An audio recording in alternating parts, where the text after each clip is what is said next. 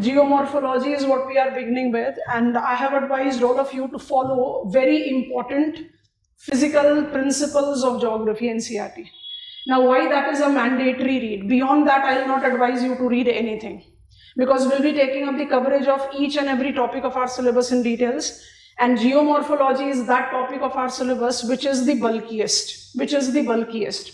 The first thing that you have, yes, I must advise that all the virtual class students, I hope you have downloaded the question analysis that has been mailed to you. If you have not, I'm still with the beginning level, kindly download it or at least have a soft copy in front of you, because I'll be requiring it, I'll be talking about it.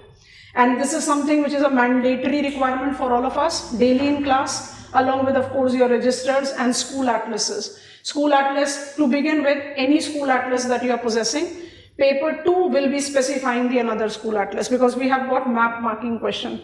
If you are yet to purchase it, you can wait. I'll be showing you the image. I'm not carrying the atlas right now, so I can show you that tomorrow. But if you are having any atlas, you can continue to follow that, because in paper 1 we don't require much specification. Physical principles of geography. The syllabus coverage, I just want to give you the synopsis. How will we be proceeding up with our 4.5, 5 months? Actually, it will go till 6 months. So let us take that by end of December, first week January, we will be finally done with our syllabus completely. Test by default will be left out. So syllabus has got 2 papers. I don't have to tell you that, but still just to give you a warming up effect. And my logic of dividing it further.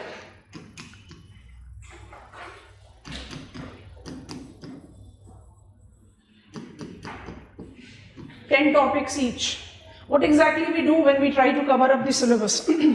Coverage of syllabus, you cannot be selective. Let us be very clear. When you are finally revising for examination, you can create that overlap. Like for example, I'm going fast forward, might not come very clear to you, but I have regional geography in paper 1, regional planning in paper 2.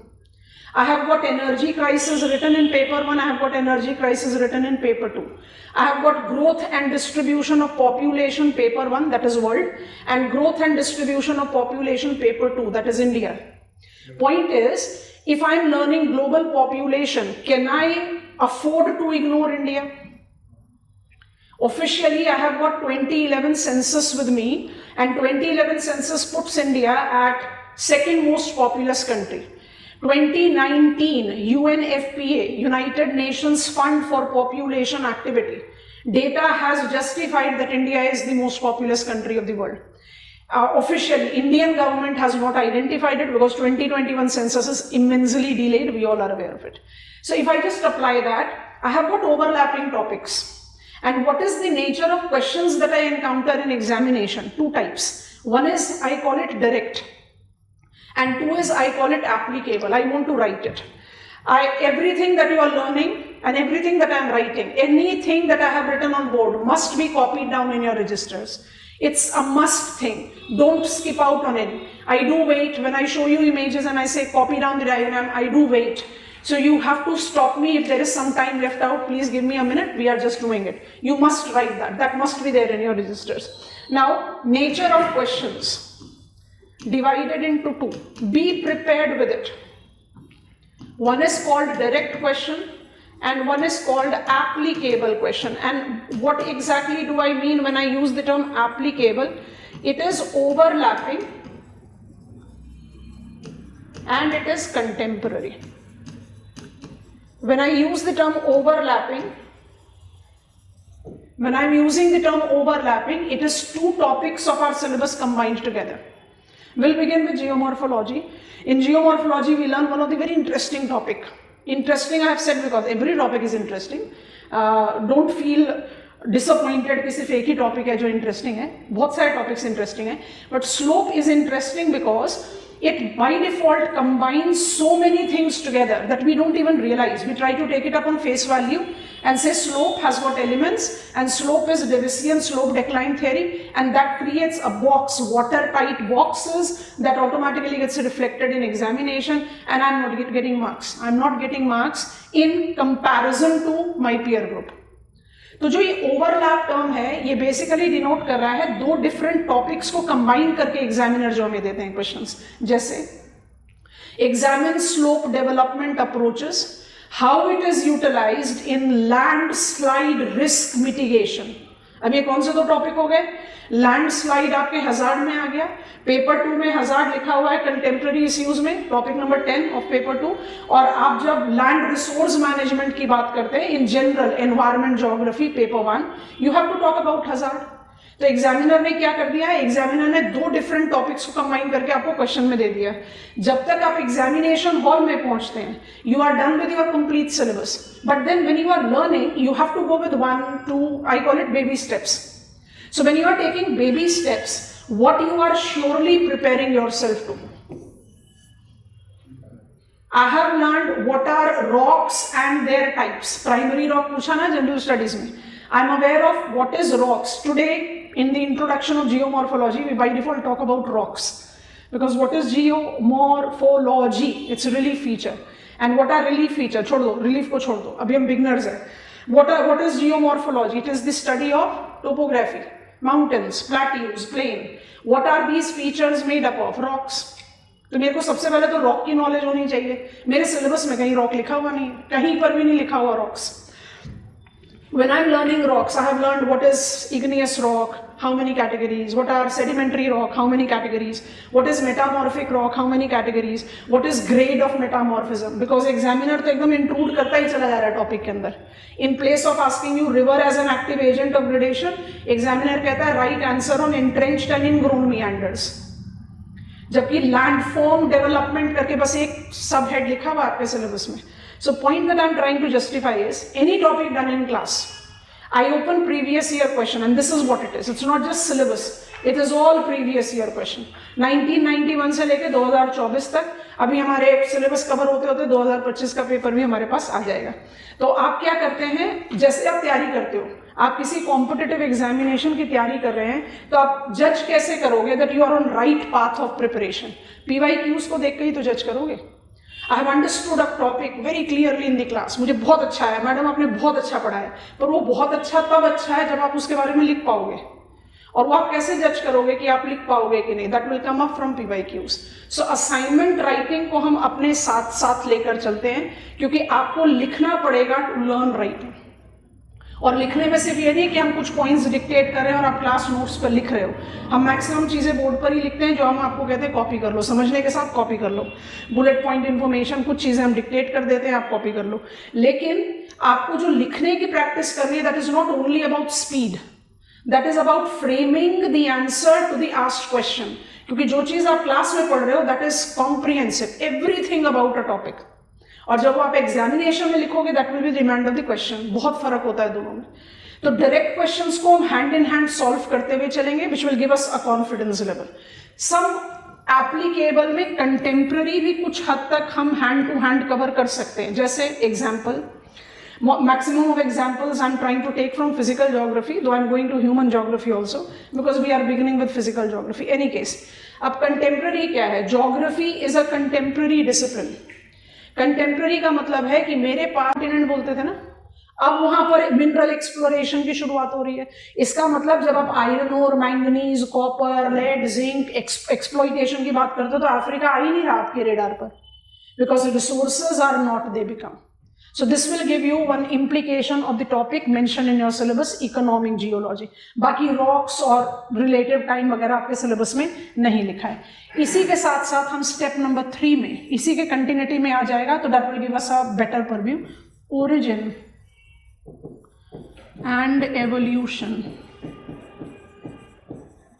of Earth's crust. Star mark कर देते हैं क्योंकि आपके syllabus में लिखा हुआ है, और इसको आप इंट्रोडक्शन में ही लेकर चलोगे, और यही इंट्रोडक्शन में आप इसको रिलेट आउट कर दोगे किसके साथ? Relief and its type, which will take us to our study further. मतलब इसमें आप origin and evolution of earth's crust को अपने सिलेबस में देख सकते हो। एंड आई विल इंसिस्ट कि आप उसको सिलेबस पे टिक करो। आप अपने सिलेबस में टिक करो कि मेरे स्टडी प्लान में ये वाला टॉपिक आ गया। अप्लाइड जियोमॉर्फोलॉजी में इकोनॉमिक जियोलॉजी लिखा हुआ, उसको टिक करेंगे, हमने ये ले लिया। और आपका second line of the syllabus में लिखा आ रहा है origin and evolution of earth's crust, इसको टिक कर लो। ये क्लैरिटी रखो अपने सिलेबस में कि हम भी चाहें भी तो कोई टॉपिक स्किप ना करें, हम करें तो आप टोक दो, मैडम ये छूट गया। आपको जब तक नई क्लैरिटी आएगी कि मेरे सिलेबस में क्या है, आप डेफिनेटली अपनी सिलेबस की प्रिपरेशन को पूरा नहीं कर सकते। You have to be very clear with what is required to be done. तो अभी 2 टॉपिक टिक हुए, हमारा इंट्रोडक्शन यहाँ पर खत्म होगा। जैसे ही हम रिलीफ फीचर्स की स्टडी पिकअप करेंगे, मुझे मेरा ग्लिम्स मिलेगा to get on to my major part of syllabus. मेरा major part I am picking it up as step number 2। Step number 2 will correlate with a flow chart. वो flow chart हम बनाएंगे, उस flow chart के basis पर हम अपनी study को आगे ले जाएंगे। तो अभी फ्लो चार्ट तो नहीं बना रहे। एंडोजेनिक और हाइपोजीन प्रोसेसेस, आपके सिलेबस में एंडोजेनिक लिखा हुआ है। एग्जामिनर आपको कोई भी टर्म दे सकता है, टर्म्स के लिए बहुत क्लियर होना जरूरी है। हम हमेशा कहते हैं टोर्नाडो, एग्जामिनर ने कह दिया ट्विस्टर। हम हमेशा कहते हैं गेरियाट्रिक्स, एग्जामिनर ने कह दिया डेमोग्राफिक विंटर्स। अब यहाँ पर टर्म में अगर हमने उस समय उसको क्लिक नहीं किया तो डेफिनेटली क्वेश्चन हमारे हाथ से निकल जाता है। तो टर्म्स को बहुत क्लैरिटी के साथ पिकअप करना जरूरी है। एंडोजेनिक, हाइपोजीन, इसको स्टडी करेंगे 2 लेवल्स पर। एक पढ़ेंगे थियरीज। अब यहाँ पर आपका major part of syllabus cover होता चला जाएगा। पहला थियरी है मेरा कॉन्टिनेंट ड्रिफ्ट थियरी। यहां पर पहुंचने के लिए आपका इंट्रोडक्शन कितना सिग्निफिकेंट रोल प्ले करेगा ये आप खुद ही जज करोगे, क्योंकि कॉन्टिनेंट ड्रिफ्ट थियरी इतना पॉपुलर है, जनरल स्टडीज में भी काफी मेजर से है इसका। Evidences of continental drift theory, जिक्स ऑफ इट, ये सब जीएस में पूछा हुआ क्वेश्चन है एंड एनसीईआरटी में काफी अच्छा क्रिस्प इन्फॉर्मेशन है, सो पॉपुलर है। बट जब आप कॉन्टिनेंट ड्रिफ्ट थियरी के एविडेंसेस के बारे में बात करना शुरू करते हैं, you require the knowledge of rocks. अगर आपको रॉक्स की नॉलेज नहीं है तो कहीं वो रिफ्लेक्ट करेगा, एग्जामिनर अपने आप पकड़ेगा कि आप सुपरफिशियल आंसर लिख रहे हो। सुपरफिशियल आंसर के मार्क्स भी फिर सुपरफिशियल ही मिलते हैं। कॉन्टिनेंट ड्रिफ्ट थ्योरी के बाद स्टार मार्क के साथ लिखेंगे सी फ्लोर स्प्रेड, क्योंकि ये सिलेबस में अलग से लिखा हुआ नहीं है। इसके बाद डिफरेंट पॉइंटर के साथ लिखेंगे जियोमैग्नेटिज्म विद पैलियोमैग्नेटिज्म। इसको अलग से लिखने का रीजन ये है कि ये थियरी नहीं है, हमारा बोल्ड हेडिंग तो थियरी है ना, ये थियरी नहीं है, बट ये सबसे करेक्ट समय होता है इसको पढ़ने का, क्योंकि जियोमैग्नेटिज्म मुझे कॉन्टिनेंट ड्रिफ्ट थियरी को भी फुली एक्सप्लोर करने में मदद कर देता है। Runcorn, apparent, north, magnetic, polar, wandering, और ये मेरा सी फ्लोर स्प्रेड को भी एकदम 110% कन्फाइन कर देता है। Zebra stripes of Fred Vine and Matthews. तो हम क्या करते हैं, अप्रोप्रिएट टाइम पर अप्रोप्रिएट टॉपिक को पिकअप कर लेते हैं, जिससे क्या होता है, कंटेंट बिल्डिंग में आसानी होती है। तो इसको पढ़ने के बाद फिर हम आ जाएंगे सबसे पॉपुलर प्लेट टेक्टोनिक थियरी। जैसे ये थियरीज कवर हुई, काफी बड़ा चंक ऑफ हमारा सिलेबस कवर हो जाता है इसके साथ। कुछ रिटर्न है, कुछ नहीं रिटर्न है, अभी टिक करवाते हैं आपको। जैसे ही प्लेट टेक्टोनिक थियरी कंप्लीट किया, उसके बाद आप आ जाओगे फोर्सेस पर, क्योंकि अल्टीमेटली हमें पढ़ना तो फोर्सेस ही है। तो which are endogenetic forces, which are hypogene forces, which are endogenetic और वेरिएबिलिटी डेवलपर्स। अभी हम वो टर्म नहीं लिख रहे, बाद में समझाते हैं आपको। फोर्सेस में आप पिकअप करो, इन्हीं के साथ अप्लाई होता चला जाएगा।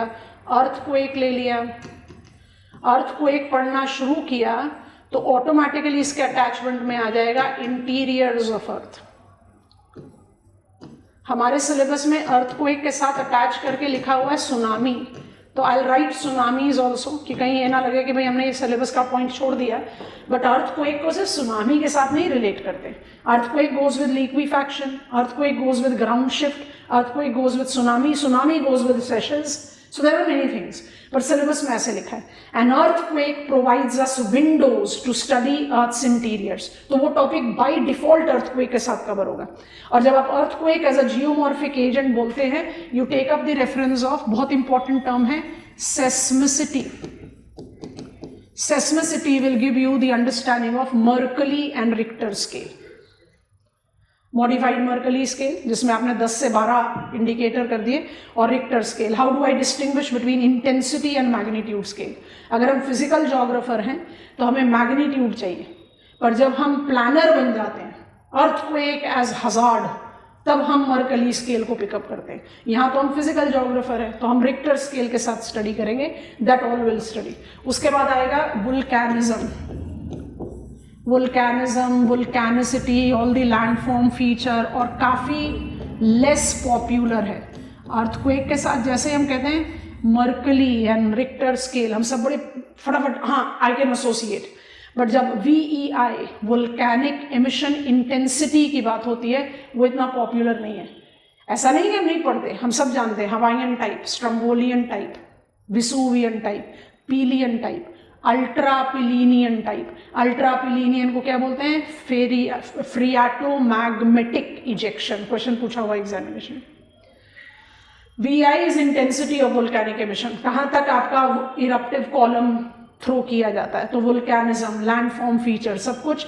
एंड बाय दिस लेवल, यहाँ तक पहुँचते पहुँचते तक माउंटेन बिल्डिंग के काफ़ी चीज़ें हम ऑलरेडी जज आउट कर चुके होंगे, पर हमारे सिलेबस में लिखा हुआ है recent theories on mountain building. उसको एक जजमेंट देना पड़ेगा विद जियोसिंक्लाइन, क्योंकि जब मैं आपको इंट्रोडक्शन करवा रही हूँ then I will be talking about deformational stress. जो ये फ्लो चार्ट बनाएंगे इससे पहले, तब हम आपको डिफाइन करवा देंगे what are folds, how many types, what are faults, how many types. तो मेरे लिए क्लैरिटी आ जाएगी कि भाई अफ्रीकन रिफ्ट वाले में Mitumba and Muchinga mountains are young block mountains, और California you have Sierra Nevada and Wasatch as transform fault, young block mountains. Himalayas, young fold mountain. Aravallis, old fold, so is Appalachian. ये साथ में अभी Indian का भी मैं इसकी शादी कराया जाएगा. नहीं, इंडिया पेपर 2 है. कुछ टॉपिक, कुछ भी नहीं. जितने एग्जाम्पल होंगे कोशिश करेंगे इंडिया छोड़कर बाकी सबको कवर करें, क्योंकि इंडिया को तो आप पेपर 2 में कवर करोगे ही ना, बाकी को नहीं कर पाओगे. पर जहां पर कोई सुपरलेटिव केस है, जैसे हम बात करें यंग फोल्ड माउंटेन की, तो टॉलेस्ट यंग फोल्ड माउंटेन तो हिमालयाज है, तो उसके बारे में बात हो ही जाएगी बाय डिफॉल्ट. पर्पसफुली इंडिया को अवॉइड करते हैं, पर्पसफुली, क्योंकि इंडिया को आप पेपर 2 में तो इन डेप्थ पढ़ोगे, है ना. तो एग्जाम्पल्स वो लो जो इंडिया के बियॉन्ड हो, ताकि आपकी कवरेज पूरी हो जाए. अब जैसे आपने ये एंडोजेनेटिक फोर्सेस का ब्लॉक कवर किया, आप सिग्निफिकेंट पार्ट ऑफ अपने सिलेबस को टिक कर सकते हो. सीक्वेंशियली चल रहे, देखते जाओ. लाइन नंबर 2 में फंडामेंटल्स ऑफ जियोमैग्नेटिज्म है, स्टडी प्लान में आ गया, टिक कर सकते हैं, है ना. आगे बढ़ो, उसी में लिखा हुआ है physical conditions of earth interior, आ गया, स्टडी प्लान में टिक कर दो. जियोसिंक्लाइन आ गया, टिक कर दो. कॉन्टिनेंट ड्रिफ्ट थ्योरी आ गया, टिक कर दो. प्लेट टेक्टोनिक आ गया, टिक कर दो. Recent views of mountain building आ गया, टिक कर दो. वोल्केनिसिटी आ गया, टिक कर दो. अर्थक्वेक एंड सुनामी आ गया, टिक कर दो. हो गया ना major part of syllabus cover, tick हो गया ना एंडोजेनेटिक फोर्स के साथ. ठीक है, अब आएंगे स्टेप नंबर 3 पर, exogenetic force. Actually step number 2 और step number 3 90% plus of our syllabus है. अब जैसे हम स्टेप नंबर 3 पर आते हैं, ये बनाता है जियोमॉर्फोलॉजी को bulkiest topic of our syllabus. अब ये कौन सा होगा? एक्सोजेनेटिक फोर्सेस, या इसको क्या बोलते हैं? एपीजीन प्रोसेसेस.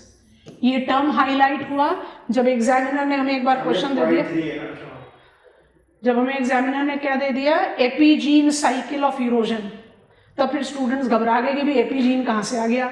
एपीजीन is exogenetic. अब एक्सोजेनेटिक फोर्सेस के बारे में जब आप बात करते हो तो आप में जियोमॉर्फिक साइकिल, लैंडफॉर्म डेवलपमेंट ऐसे करके लिखा हुआ है.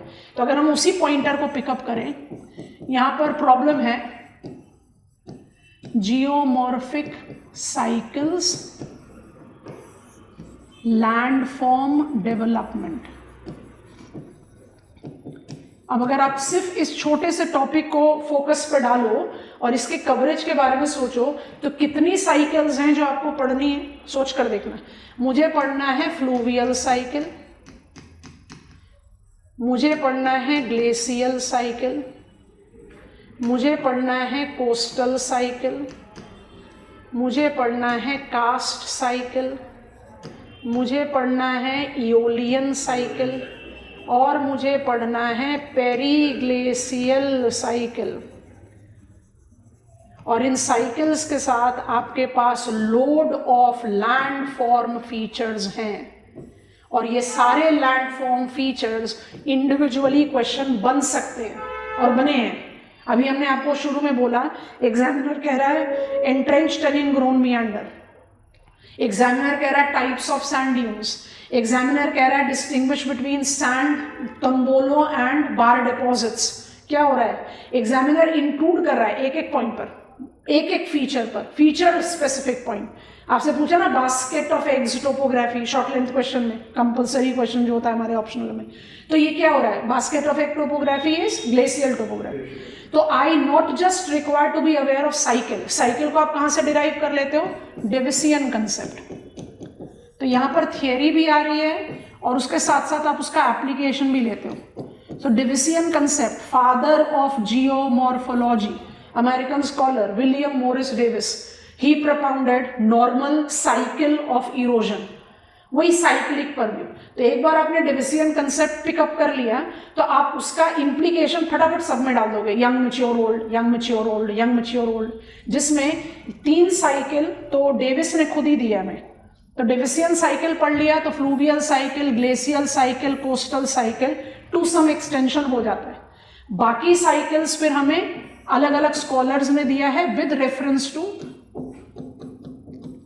डेविस, जिसमें एलसी किंग, माने अगर हम क्लासिकल टाइम्स को लेकर बोले Davis was father of geomorphology, तो मॉडर्न जियोमॉर्फोलॉजी में King is very strong player and that is the reason in our question paper we have noticed L C King का बहुत ज्यादा क्वेश्चन पूछना।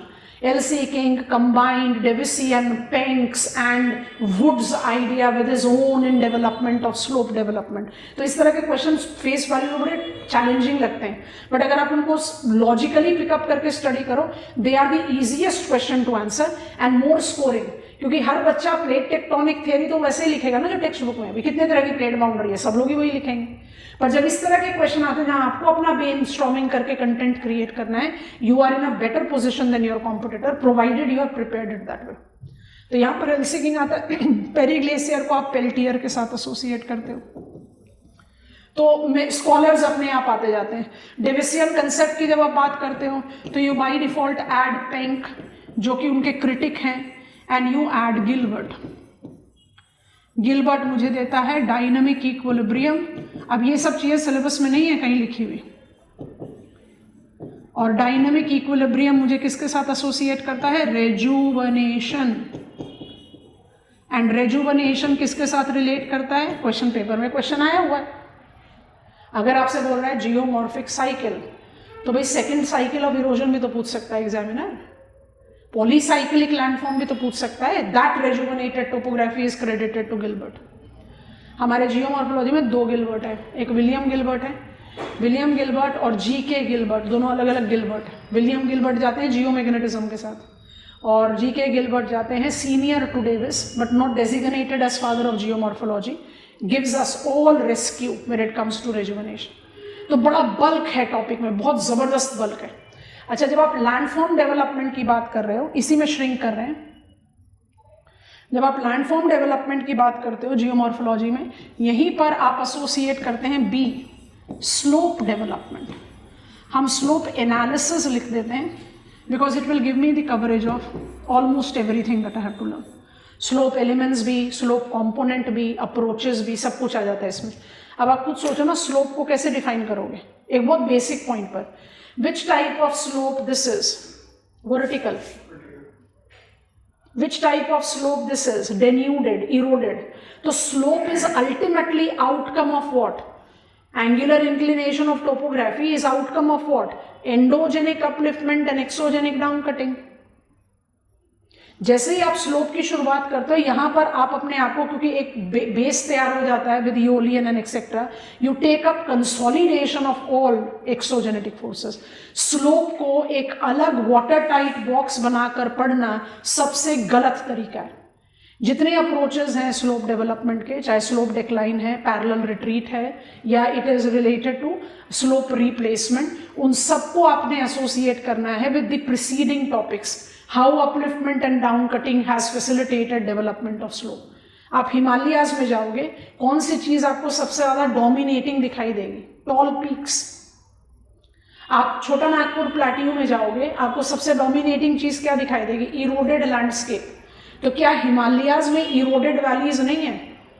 आप अभी हिमाचल प्रदेश के इमेजेस देख रहे हो विद लैंडस्लाइड, और कोई भी माउंटेनस रीजन को इमेजिन करो कि भाई आप स्नेक मूवमेंट लेकर हाई टॉल माउंटेन्स पे चलते चले जा रहे हो. Do you not find rivers right there in the deep valley? तो क्या हिमालयाज में वैलीज नहीं है? हैं. क्या अरावलीज में पीक्स नहीं है? हैं. तो ये पीक जो है, इसको आप स्लोप में किस टर्म पर सप्लीमेंट कर देते हो? Submittal convexity. और वैली को किस में कर देते हो? कॉनकेव एलिमेंट, बैसल एलिमेंट. बस ये टर्म्स का फर्क हो जाता है, तो हमें लगता है टॉपिक ही अलग हो गया.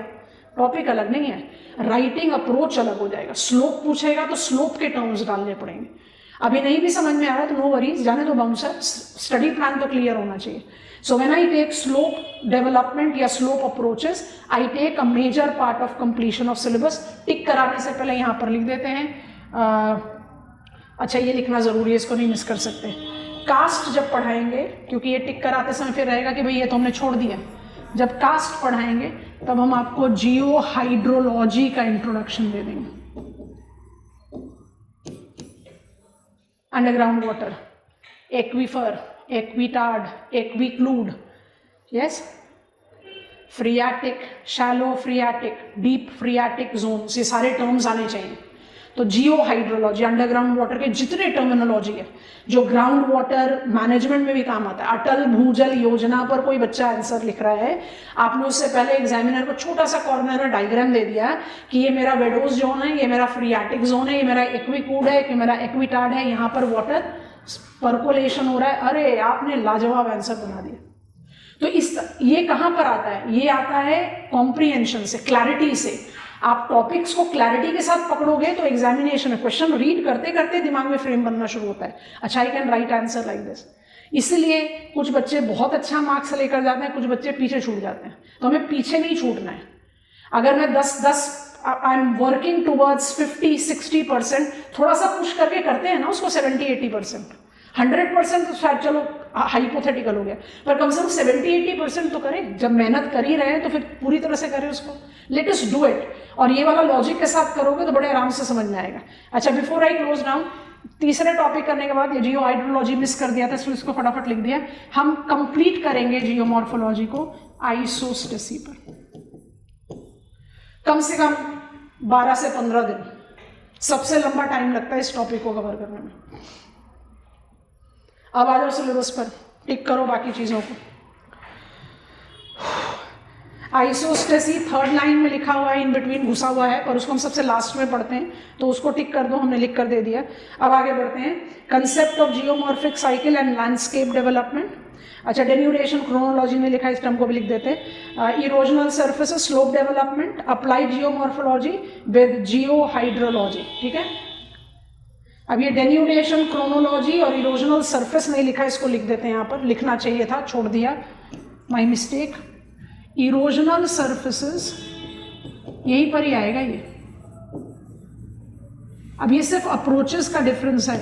एंड डेन्यूडेशन क्रोनोलॉजी, अभी थोड़ी देर पहले आपको समझाया ना. क्रोनोलॉजी का क्या मतलब होता है? टाइम. जब आप जियोमॉर्फिक साइकिल्स पढ़ रहे हो, यंग, मैच्योर एंड ओल्ड, तो आप डेन्यूडेशन क्रोनोलॉजी तो पढ़ रहे हो. ठीक है. अच्छा, हिमालयाज का एवरेज एलिवेशन क्या है? 6000 मीटर्स. हिमालयाज कैसे बना?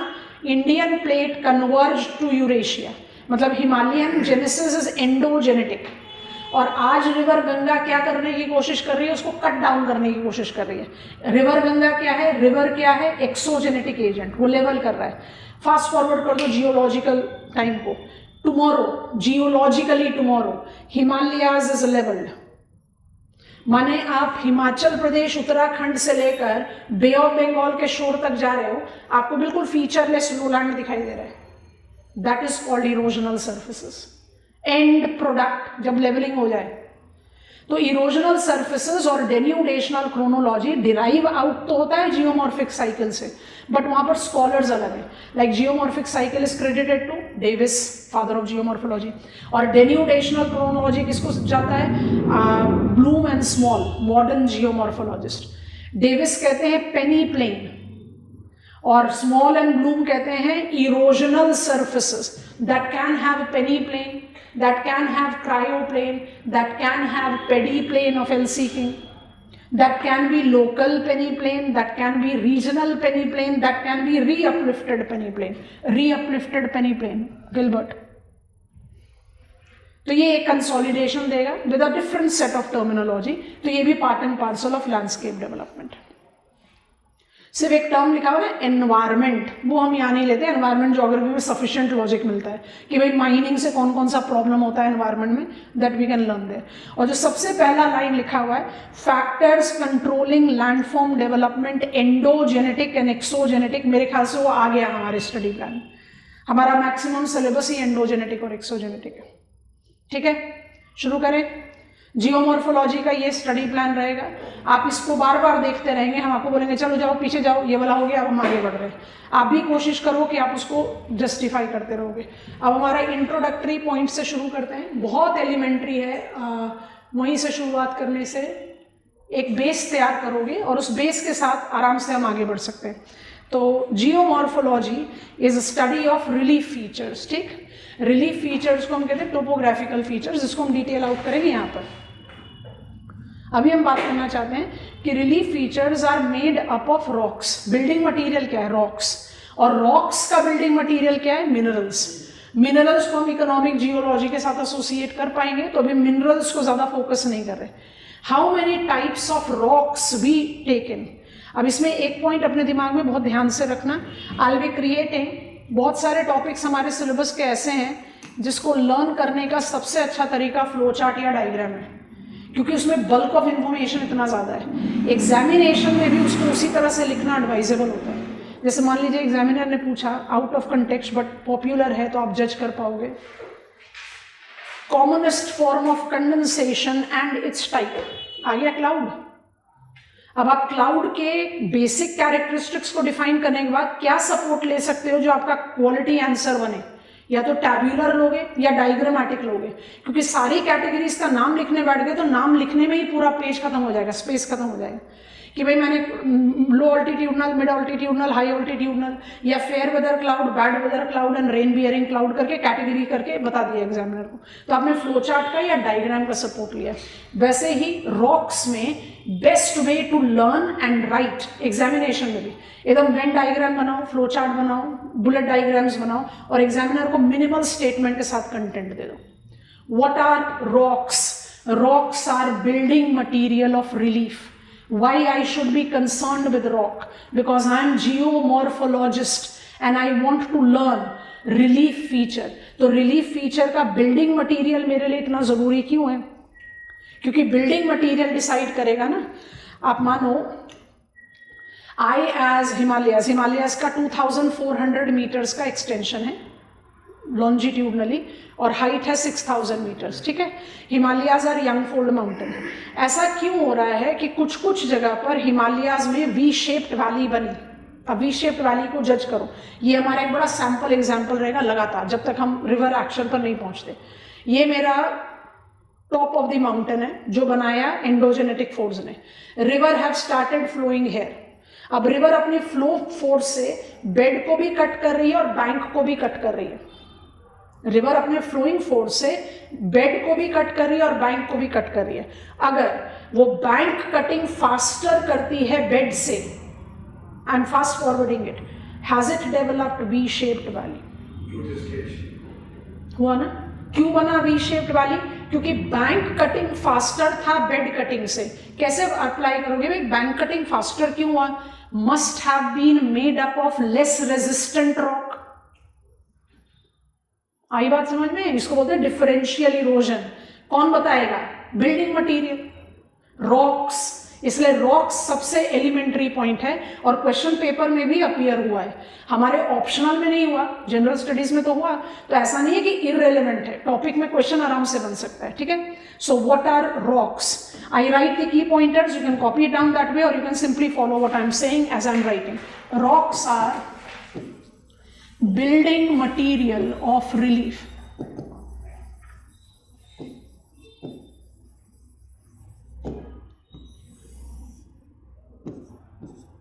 They are combination of different minerals.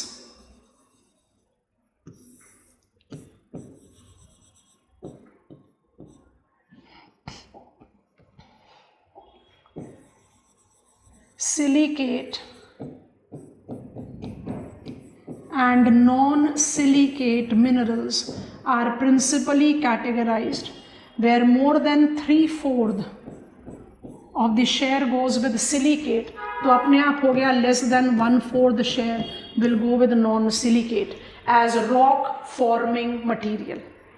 जब हम आपको कॉम्पोजिशन ऑफ अर्थ्स इंटीरियर्स बताएंगे तो आपको बता देंगे, एनसीईआरटी में बड़ा अच्छा सा टैब्यूलर रिप्रेजेंटेशन है, which are the principal building elements of earth's crust, oxygen, silica, aluminium, iron. Oxygen, silica, silicate अपने आप ही हो गया principal rock forming constituent. So silicates minerals are dominating rock forming minerals, और नॉन सिलिकेट जिसमें आप carbonates etcetera को ले सकते हैं, they are identified with lesser share. एक फंडामेंटल एलिमेंट्री इंट्रोडक्शन रेडी हो गया।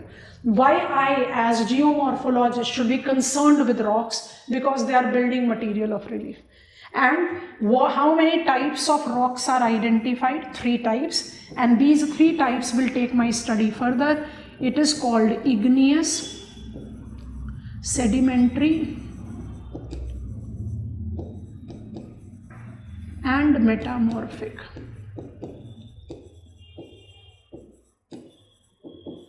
अब इनको लर्न करते हैं वन बाय वन। कुछ स्टेटमेंट्स है, बाकी फ्लो चार्ट बनाएंगे। फ्लो चार्ट बनाते समझ जाओ, उसका फटाफट से कॉपी कर लेना, चाहे खुद से बनाने की कोशिश करना। Both the ways it is applicable. Igneous, sedimentary, metamorphic. शुरुआत इग्नियस रॉक से करते हैं। सबसे बल्की रॉक टाइप है और टू सम एक्सटेंट कंफ्यूजिंग भी है, बाकी otherwise easier. What are igneous rocks? Igneous, maximum of the terms that we are encountered is coming up from Greek terminology, क्योंकि जो ओल्डेस्ट स्कॉलिस्टिक नॉलेज हमारे पास इन रिटन फॉर्म है वो ग्रीक स्कॉलर्स है, और इसकी नॉलेज हम डिराइव करते हैं जब हम पढ़ते हैं perspectives in development of human geography. Problem सिर्फ ये है कि वहाँ पर हम ह्यूमन ज्योग्राफी के डेवलपमेंट पर फोकस कर रहे हैं, syllabus is asking us to do so, तो जो फिजिकल एलिमेंट्स हैं वो थोड़ा सा साइड लाइन चला जाता है। But most of the terms, delta Greek alphabet का 4th लेटर है, ट्रायंगल, तो most of the terms are having their genesis from Greek terminology. So igneous, something that is related to fire. Igneous rocks are identified to be primary rocks. बड़ा interesting fact है। It is called primary rock. But इसके बाद और कोई भी rock नहीं है जिसको आप secondary या tertiary rock बोलते हो। Primary ही बस एक term apply होता है। क्यों?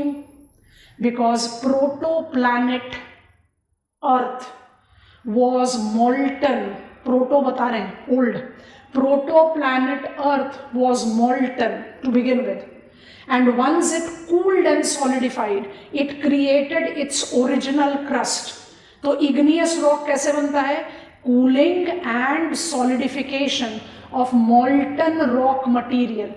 Cooling solidification of molten rock material develops igneous rock, which were the first rocks to have developed on Earth's crust. Igneous, इसलिए उसको प्राइमरी रॉक बोलते हैं। बाकी सेकेंडरी टर्शरी का कोई लॉजिक नहीं है, ठीक है। वन बाय वन हैंडल करते हैं।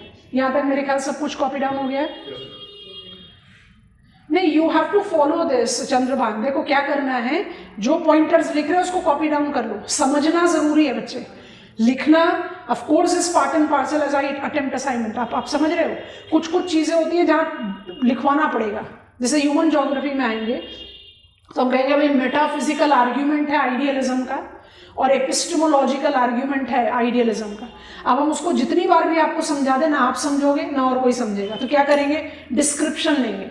Metaphysical argument states that reality is what is residing in human mind. अब आपने उसको एक बार लिख लिया, हमने डिक्टेट कर दिया या हमने यहाँ लिख दिया और आपने कॉपी कर लिया, आप उसको जब एक बार रीड करोगे, oh I can understand there is a difference. So sometimes I dictate, most of the time I write, and जब तक हम लिख रहे हैं, बोलते हुए लिख रहे हैं, आप उसको लिख लो अपने साथ साथ। उससे फायदा क्या होगा? उससे फायदा ये होगा कि जब आप क्लास को रिकॉल करने की कोशिश करोगे, you have got complete synopsis in front of you, और उसी के कंटेक्स्ट में आप अपने आप को तैयार करोगे for the next level, next class. इसलिए पॉइंटर्स लिखना बहुत जरूरी है, छोड़ो मत इसको, सुनो तो बहुत जरूरी, लिखो भी, ठीक है। इग्नियस रॉक से शुरुआत कर रहे हैं। अब यहाँ पर जगह चाहिए, तो जो बिगनिंग पॉइंटर है उसको हम शायद रिमूव भी कर दें। इग्नियस रॉक्स, इग्नियस रॉक्स के कौन से एलिमेंट्री कैरेक्टरिस्टिक्स हैं? पहला बता दिया, they are called primary rocks. Reason, first rocks to have developed on the earth surface was due to cooling and solidification, इसलिए इसको प्राइमरी बोलते हैं। तो इग्नियस रॉक का डेफिनेशन ही आ गया इसका प्राइमरी रॉक होने से। What is igneous rock? It is formed due to cooling and solidification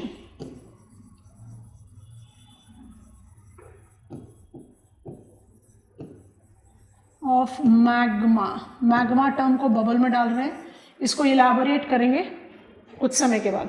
अभी आप इसको सप्लीमेंट कर दो, magma is molten rock material, ठीक है। अभी ये सप्लीमेंट करो, मैग्मा और लावा में भी डिफरेंस है, वो हम जज करेंगे एट द अप्रोप्रिएट टाइम, ठीक।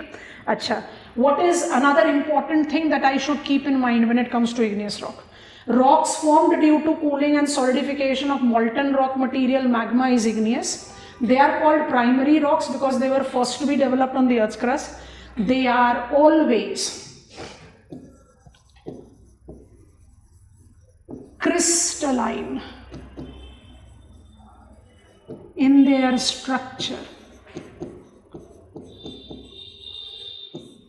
and they completely lacks in embedded fossils. They completely lack in embedded fossils. Fossils are derived from remains of dead organism. Dead organisms के remains के होने के लिए organisms का होना जरूरी है। And when I say molten rock material, molten rock material का टेम्परेचर जो है वो 550 डिग्रीज सेल्सियस, इसको क्यूरी पॉइंट टेम्परेचर बोलते हैं। I be specifying it with geomagnetism. Molten rock material का जो टेम्परेचर है वो 550 डिग्रीज सेल्सियस से ज़्यादा होता है। इतने हाई टेम्परेचर पर हैबिटेट नहीं हो सकता, ऑर्गेनिजम्स कैन नॉट थ्राइव। तो जब ऑर्गेनिजम्स ही नहीं है तो फॉसिल्स कहाँ से होंगे? तो it lacks in fossil, it is crystalline. अब क्रिस्टलाइन का क्या मतलब है? क्रिस्टलाइन का मतलब है कि when magma is cooling and solidifying it tends to develop different crystals, size of the crystals. तो हर इग्नियस रॉक अपने क्रिस्टलाइन टेक्सचर के लिए जाना जाएगा और इग्नियस रॉक्स में फॉसिल नहीं होंगे। आई think this makes clear sense. अब कैटेगरीज ऑफ इग्नियस रॉक्स पर आते हैं, उसके लिए इसको क्लीन आउट करेंगे। ये बेस पॉइंट आपने लिख लिया जो हर इग्नियस रॉक के साथ अप्लाई करेगा। क्यों एम्फोसिस है फ्लो चार्ट पर, आप अपने आप समझोगे जैसे हम आगे बढ़ रहे हैं, क्योंकि कैटेगरीज इतनी कंफ्यूजिंग हो जाती है कि जितने स्टेटमेंट बनाओगे उतना प्रॉब्लम। तो आसान तरीके से, how many types of igneous rocks can be categorised? Igneous rocks are categorised on multiple basis. These includes its texture, its composition,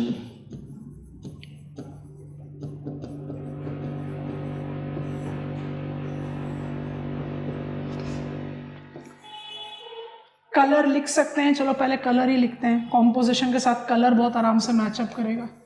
colour and its location. As geographers we are essentially concerned with location the most. हमने आपको बताया geography is which type of discipline? Chorological. हमारा approach of study जो है वो कोरोलॉजिकल है। Texture को आप किसके साथ एसोसिएट करें? थोड़ी देर के लिए पेन ड्रॉप करो सब लोग, ठीक है, थोड़ा सा समझने की कोशिश करो, उसके बाद कॉपी डाउन कर लेना। टेक्सचर को आप किस चीज के साथ एसोसिएट करते हैं? टेक्सचर को आप एसोसिएट करते हैं साइज ऑफ क्रिस्टल। तो साइज ऑफ क्रिस्टल का डिटरमाइनर क्या होगा?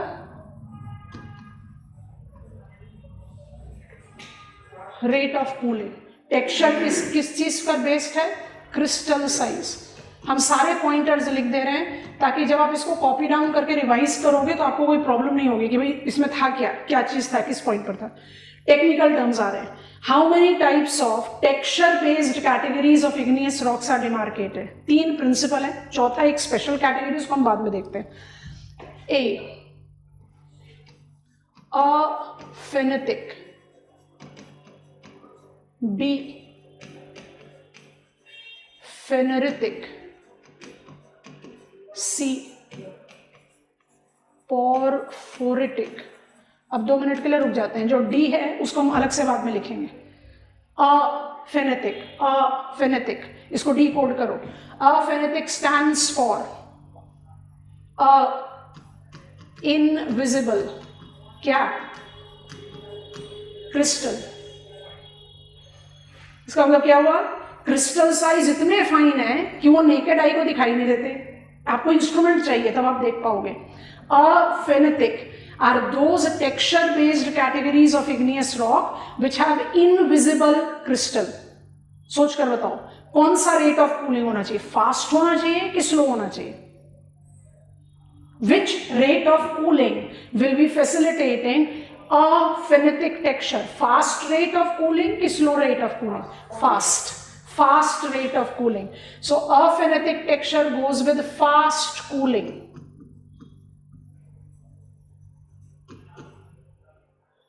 समझ में आया? एक भी रॉक का नाम नहीं लिखेंगे। क्यों नहीं लिखेंगे अब थोड़ी देर में आपको अपने आप समझ में आएगा। अच्छा फटाफट से डिकोड करो। अफेनेटिक इनविजिबल, तो फेनेरिटिक क्या हुआ? Visible. Visible that is crystal size which is visible to naked eye. कौन सा रेट ऑफ कूलिंग होगा?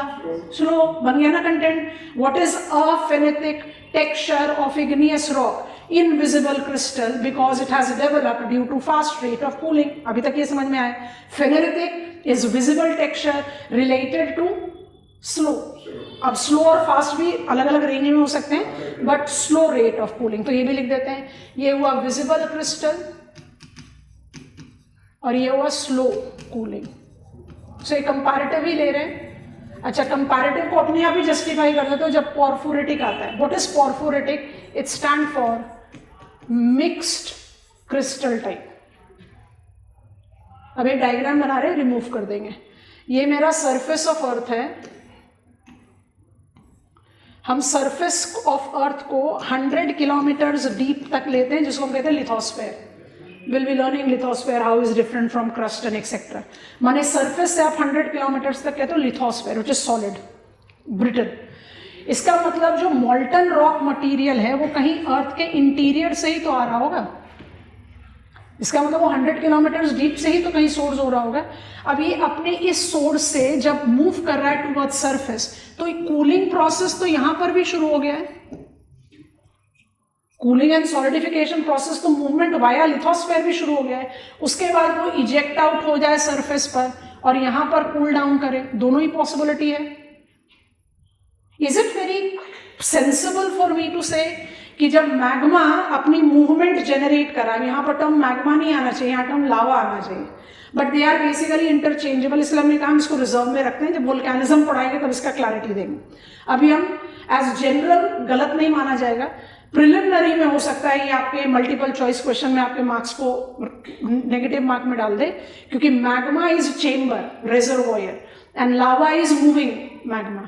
तो जब आप मूवमेंट ले रहे हो, when you are moving, my marker is magma moving, तो जब वो लिथोस्फेयर के विद इन कूल डाउन कर रहा है तो उसका रेट ऑफ कूलिंग अलग होगा।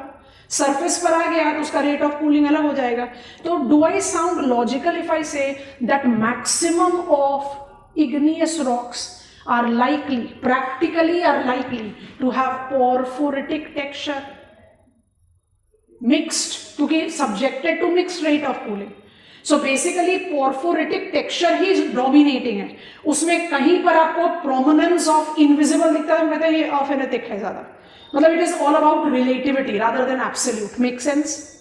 So how many texture based categories igneous rock have? Aphanetic, pheneritic and porphyritic। अफेनेटिक बाकी सबको आसान बना देता है। अफेनेटिक हो गया इनविजिबल, इनविजिबल माने फास्टर रेट ऑफ कूलिंग, फेनेरेटिक हो गया visible, comparative slower rate of cooling, और पोरफोरेटिक क्या हो गया मिक्स्ड टेक्सचर। क्लियर हो गया? अच्छा, अभी नहीं कॉपी करेंगे, अभी समय देते हैं, उसके बाद कॉपी करना। इग्नियस रॉक्स का नाम क्यों नहीं लिख रहे? इसलिए नहीं लिख रहे क्योंकि सीधा यहां से जंप कर जाओ इधर। लोकेशन समझाया ना अभी आपको। How many types of igneous rocks are there locationally? A intrusive, B extrusive। अब जल्दी से बता दो कॉम्बिनेशन के लिए। इंट्रूसिव कौन से टेक्सचर का होना चाहिए?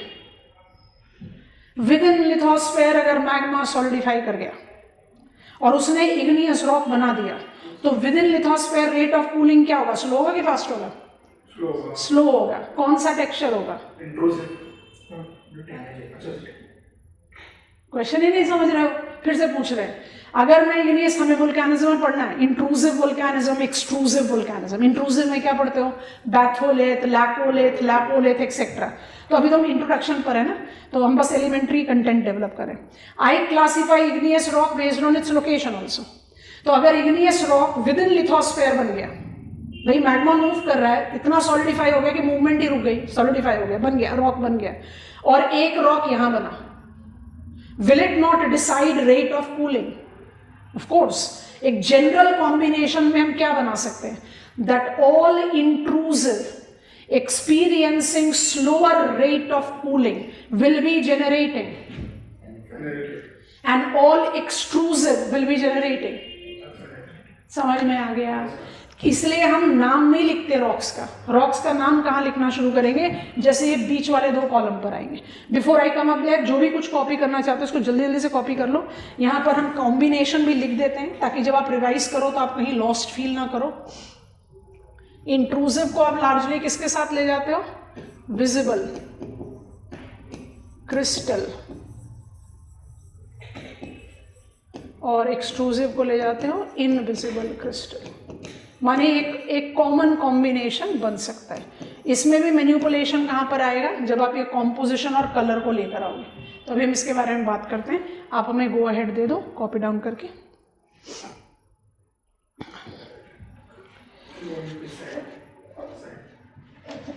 अच्छा, आप थोड़ा सा जूम जगह बनाते हैं ताकि ये सेंटर में इसके साथ एडजस्ट हो जाए। इसका तो श्रिंक करके सबको साथ में ले आएंगे। अब आ जाओ कॉम्पोजिशन पर। कॉम्पोजिशन में इग्नियस रॉक का कैटेगराइजेशन जो है वो सिलिका, अभी थोड़ी देर पहले आपको बताया, oxygen silica makes the most prominent elements that makes the earth's crust. तो सिलिका बेस्ड कॉम्पोजिशन का कैटेगराइजेशन है।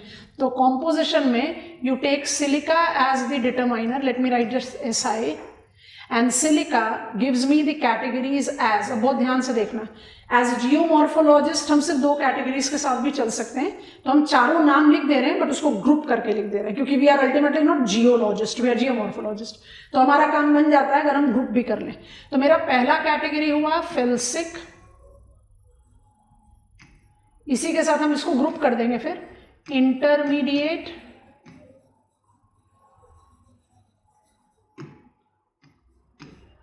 Mafic and ultra mafic. अब आप रॉक्स पर आंसर लिखो या रॉक्स को जज करने की कोशिश कर रहे हो, चारों को काउंट करो और इवेंचुअली अप्लाई करना है तो फेल्सिक इंटरमीडिएट को एक साथ इकट्ठा कर लो।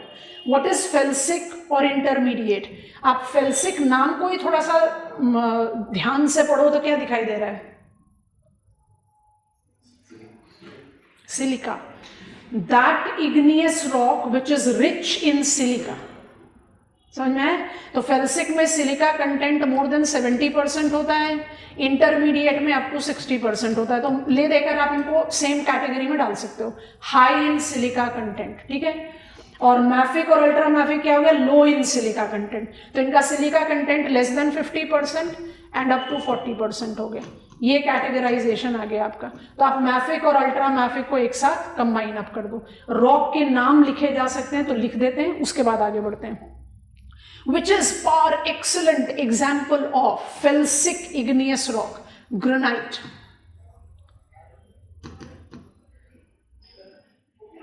Intermediate diorite. डायोराइट इतना पॉपुलर नहीं है, ग्रेनाइट बहुत पॉपुलर है। Mafic basalt. अब बसाल्ट बहुत इंपॉर्टेंट एंड प्रोमिनेंट कॉन्स्टिट्यूएंट है, तो बसाल्ट का फैक्टर ले लो। और अल्ट्रामैफिक क्या हुआ? पेरिडोटाइट। रॉक्स पढ़ रहे हैं इसलिए थोड़े से एग्जाम्पल्स ऑफ रॉक्स आ जाए हमारे हाथ में, अदरवाइज बसाल्ट और पेरिडोटाइट को बोल दो सिलिका पुअर, और फेल्सिक जैसे कि ग्रेनाइट एंड डायोराइट को बोल दो सिलिका रिच। ठीक हो गया, कैटेगरीज बन गए। सिलिका क्या डिटरमाइन करता है? Silica determines viscosity of magma and silica correlates with pace of cooling of magma. अगर मेरे पास सिलिका ज्यादा हुआ तो क्या होगा? Viscous magma will find it difficult to travel long, जल्दी से सॉलिडिफाई हो जाएगा, जल्दी से सॉलिडिफाई हो जाएगा। कौन सा टेक्सचर डेवलप करेगा? कौन सा टेक्सचर डेवलप करेगा? Aphanitic, invisible. मतलब आप ग्रेनाइट को एक कंपैरिजन लो, granite and basalt are two most common igneous rock.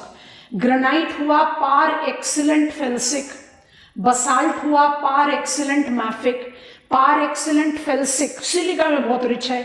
Silica viscosity determine कर रहा है मैग्मा की, विस्कोसिटी की वजह से रेट ऑफ कूलिंग फास्टर होगी। तो अगर आप ग्रेनाइट और बसाल्ट को कंपेयर करोगे, बहुत सारी चीजें आ रही हैं हमारे रेडार पर, ध्यान से सुनना, ग्रेनाइट और बसाल्ट को कंपेयर कर दें तो कौन सा रॉक अफेनेटिक और कौन सा रॉक फेनेरिटिक के साथ अटैच ऑन करेगा? श्रिंक करो, कौन जल्दी जल्दी से बताओ, बन जाएगा आराम से। ग्रेनाइट जाएगा अफेनेटिक और बसाल्ट जाएगा फेनेरिटिक के साथ। ठीक है, क्लैरिटी है। बट कौन गारंटी देगा कि ग्रेनाइट और बसाल्ट हमेशा यहां बनेंगे या यहां बनेंगे? कहीं भी बन सकते हैं। One by one. I am granite, देखते जाओ। आई am granite, which type of rock I am? अब इग्नियस नहीं चाहिए, थोड़ा इलैबोरेट आंसर देना। विच type of rock I am? Felsic igneous rock ना, अफेनेटिक तो ऑप्शनल है। ग्रेनाइट के साथ कौन सी चीज है जो कॉम्प्रोमाइज नहीं होगी कि वो फेल्सिक रॉक है? राइट? अच्छा, फेल्सिक होने की वजह से उसका रेट ऑफ कूलिंग फास्टर होता है बसाल्ट के मुकाबले। अब इधर आ जाओ, अगर ग्रेनाइट बन गया विद इन लिथोस्फेयर और अगर ग्रेनाइट बना on the surface of the earth, उसका टेक्सचर बदल जाएगा? यस और no? Intrusive felsic and extrusive felsic का भी तो टेक्सचर बदल जाएगा। इसका मतलब ये कैटेगरी स्टैंडर्डाइज नहीं हो सकती, ये कैटेगरी स्टैंडर्डाइज नहीं हो सकती, सिर्फ ये कैटेगरी स्टैंडर्डाइज हो सकती है। Granite is par excellent felsic rock, basalt is par excellent mafic rock. When granite is compared to basalt, it will be aphanitic. When granite is compared to basalt, it will be aphanitic. अब इसके statement बनाओगे तो क्या करोगे? 10 minute तक पढ़ने के बाद अपने बाल को पकड़ोगे, कंफ्यूज हो गए। ऐसे पढ़ोगे तो क्या होगा? बात क्लियर हुई। अभी से मुझे एक और चीज ऐड करनी है, but before I add that I want to repeat. हमने एक भी रॉक नहीं लिखा व्हेन इट वाज टेक्सचर, हमने एक भी रॉक नहीं लिखा व्हेन इट वाज लोकेशन, क्योंकि टेक्सचर और लोकेशन एक दूसरे को इन्फ्लुएंस कर सकते हैं। पर कॉम्पोजिशन लिखते ही हम रॉक का नाम लिख पाए, बिकॉज कॉम्पोजिशन में आप कोई भी इफ्स एंड बट्स नहीं ऐड करते। If I am granite and I am basalt, two most common igneous rocks, granite and basalt have got their defined compositional characteristics. अब कॉम्पोजिशन को रेट ऑफ कूलिंग से associate किया जाता है। If I am rich in silica, my rate of cooling will be faster. If I am poor in silica, my rate of cooling will be slower. But rate of cooling is also determined by where I am getting developed. तो इसका मतलब मेरा texture और मेरा location dynamic हो सकता है, but मेरा कॉम्पोजिशन डायनेमिक नहीं होगा. I think this is done, and that is the reason soil geography में काम आता है. अदरवाइज अभी अवॉइड कर सकते हैं, पर उसके साथ कुछ एक बड़ा इंपॉर्टेंट अटैचमेंट है, तो उसको देखना चाहते हैं. तो इसको क्या करते हैं, थोड़ा सा और जूम आउट कर देते हैं.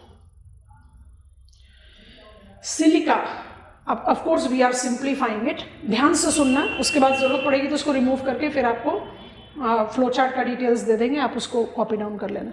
सिलिका डिटरमाइन करता है विस्कोसिटी। तो अगर मेरे कॉम्पोजिशन में, मान लीजिए कि हम सिंप्लीफिकेशन में लें कि मैग्मा कॉम्पोजिशनली सिर्फ दो चीज़ें हैं, जनरलाइज कर रहे हैं, एक तो सिलिका इनएविटेबल हो गया क्योंकि कैटेगरीज ही सिलिका बेस्ड है, दूसरा ले लेते हैं iron to justify heavier substance, है ना। तो अगर मेरा कॉम्पोजिशनल शेयर 70% चला गया सिलिका के साथ, तो आयरन जैसे हेवी कॉन्स्टिट्यूएंट तो खाली 30% से कम रह गए। ठीक हो गया। इसका मतलब जितना ज़्यादा फेल्सिक रॉक होगा वो उतना लाइट कलर का होगा। हम कहते हैं ग्रेनाइट ग्रीन, ग्रीन माने फ्लोरेसेंट ग्रीन नहीं, रॉक में ग्रीनर टेक्सचर का होता है। और जितना ज़्यादा सिलिका पुअर होगा वो उतना डार्क कलर का होगा। इसलिए जब आप बसाल्ट के बारे में बात करते हो तो क्या बोलते हो, Maharashtra plateau is basaltic tableland, lava plateaus are called basaltic tableland and they are parent to black soil. क्योंकि रॉक का कलर क्या है, डार्क। क्यों है भाई डार्क? क्योंकि डेंसर मिनरल्स का शेयर ज्यादा है। कैसे हो गया ज्यादा? सिलिका का शेयर कम है। लॉजिक हुआ। अच्छा, एनसीईआरटी एक और चीज बताती है। एनसीईआरटी कहती है continental crust mean sea level 4000 metres, oceanic crust. Continental crust is granitic, NCERT का स्टेटमेंट है। Oceanic crust is basaltic. अब ये मेरे लिए और बड़ा कंफ्यूजन क्रिएट कर देता है। एनसीईआरटी बोल रही है ओशियानिक क्रस्ट बसाल्ट है, चलो ठीक है, समझ में आ गया। तो फिर लावा प्लेट्यू ऑफ महाराष्ट्र बसाल्ट कैसे हो गया? वो तो कॉन्टिनेंटल क्रस्ट पर है। ये क्यों कंफ्यूजन क्रिएट करते हैं हमारे लिए? कंफ्यूजन क्रिएट नहीं करते, यूटिलाइजेशन का लॉजिक सोच कर देखो। अगर मेरे पास सिलिका का कंटेंट 70% से ज्यादा है तो डेंसर मिनरल्स कम हो गए। इसने ना सिर्फ मेरा कलर लाइट किया, it has made me lighter density also. अगर मेरे पास सिलिका का कॉम्पोजिशनल शेयर कम है तो डेंसर मिनरल्स का कॉम्पोजिशनल शेयर ज्यादा होगा, which will not just make me darker in colour, it will make me denser. अभी हमने इंटीरियर्स पढ़ा नहीं, पर फिर भी इतना तो हम सब जानते हैं, सियाल, सीमा एंड निफे। जैसे जैसे आप अर्थ के इंटीरियर्स में जाते जाओगे, density of building material will go on increasing. तो जब एनसीईआरटी कहती है continental crust is granitic and oceanic crust is basaltic, वो ये नहीं कह रही कि कॉन्टिनेंटल क्रस्ट जो है वो ग्रेनाइट मेड है, वो कह रही है continental crust is lighter density like granite. As beautiful as rose will not make you rose. Are you understanding? It is that kind of study. So continental crust को granitic बोलने का क्या मतलब है? Lighter density. Oceanic crust को basaltic बोलने का क्या मतलब है? Denser. अब ये denser and lighter समझ में आ गया, which gives you color also. Clear हुआ कि नहीं? अब shrink कर रहे हैं। तो जब आप ये सारी चीज़ें अलग अलग तरीके से अलग अलग कंटेक्स्ट में पढ़ते हो, आज मैंने चैप्टर पढ़ा रॉक का, कल आगे हम पढ़ने के लिए प्लेट बाउंड्रीज, तो कंफ्यूजन क्रिएट हो जाती है। वोल्केनिज्म पढ़े तो कह रहे लावा प्लेट्यू को बसाल्टिक टेबल लैंड बोलते हैं, कॉन्टिनेंटल क्रस्ट को ग्रेनेटिक बोलते हैं, और प्लेट्यू को बसाल्टिक टेबल लैंड बोलते हैं। तो ये actually utilisation in appropriate context है। तो कौन से रॉक हैं जो एब्सोल्यूट कैटेगरीज में आ सकते हैं? ये भी हो सकते हैं, ये भी हो सकते हैं। आई think this is comfortable. Before you copy down, एक फाइनल चीज लिख देते हैं, फ्लो चार्ट रेडी हो जाएगा। जो हमने कहा था एक स्पेशल टाइप ऑफ टेक्सचर होता है, इसको इधर अलग से ही बता देते हैं। इसको बोलते हैं वोल्केनिक ग्लास।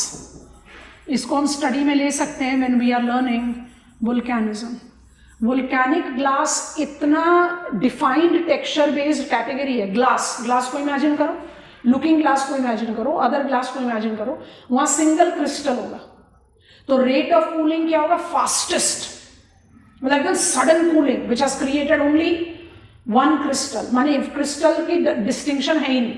सो वोल्केनिक ग्लास को relate with fastest rate of cooling and incorporate two types of igneous rock. दोनों का नाम आपके दिमाग में होना चाहिए। एक को बोलते हैं प्यूमाइस, ये बड़ा पॉपुलर नाम है, it is known for its corrosive characteristics, जैसे आप अपने किस रबिंग के लिए, पॉलिशिंग ऑफ द फ्लोर्स, या आप अपने पेडिक्योर मैनिक्योर में भी प्यूमाइस रॉक्स का इस्तेमाल करते हैं. So it is known for its corrosive, है ना. And one is called obsidian. अब ना मुझे आपसे एक क्वेश्चन पूछना है, आप पहले इसमें जो भी चीज़ कॉपी डाउन करना चाहते हो कर लो. हम इसको पर्पसफुली डी लिख कर इधर से आरो दे देते हैं, पर ये स्पेशल टाइप है. हमने आपको 2 और इग्नियस रॉक के नाम बता दिए. Pumice and obsidian are also igneous rocks का example. Special type texture category. लिख लो, फिर हमारे क्वेश्चन का आंसर देना. हम फटाफट से रिपीट करेंगे, फिर हम आगे बढ़ेंगे दूसरे रॉक की तरफ.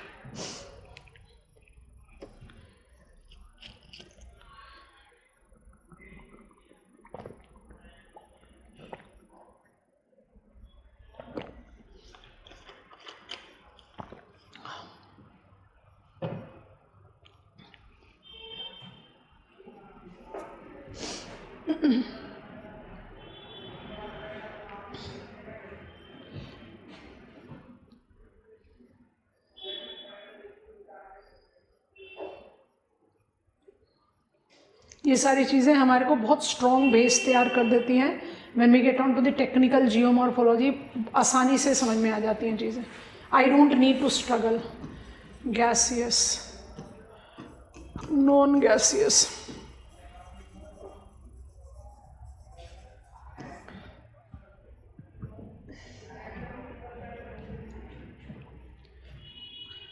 गो अहेड दे देंगे लिखने के बाद.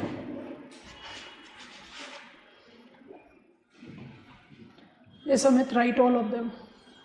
अलग कैटेगरी. आपको लगे आंसर में रिक्वायर्ड है तो वोल्केनिक ग्लास लिख दो, उन्हें तो छोड़ सकते हो.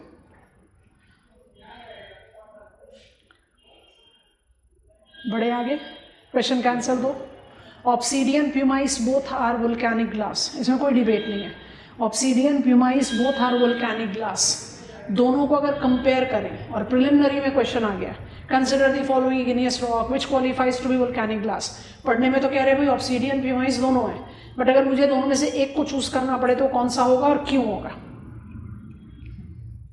अगर दोनों में से एक को चूज करना पड़े तो which will be the par excellent match for volcanic glass and Y?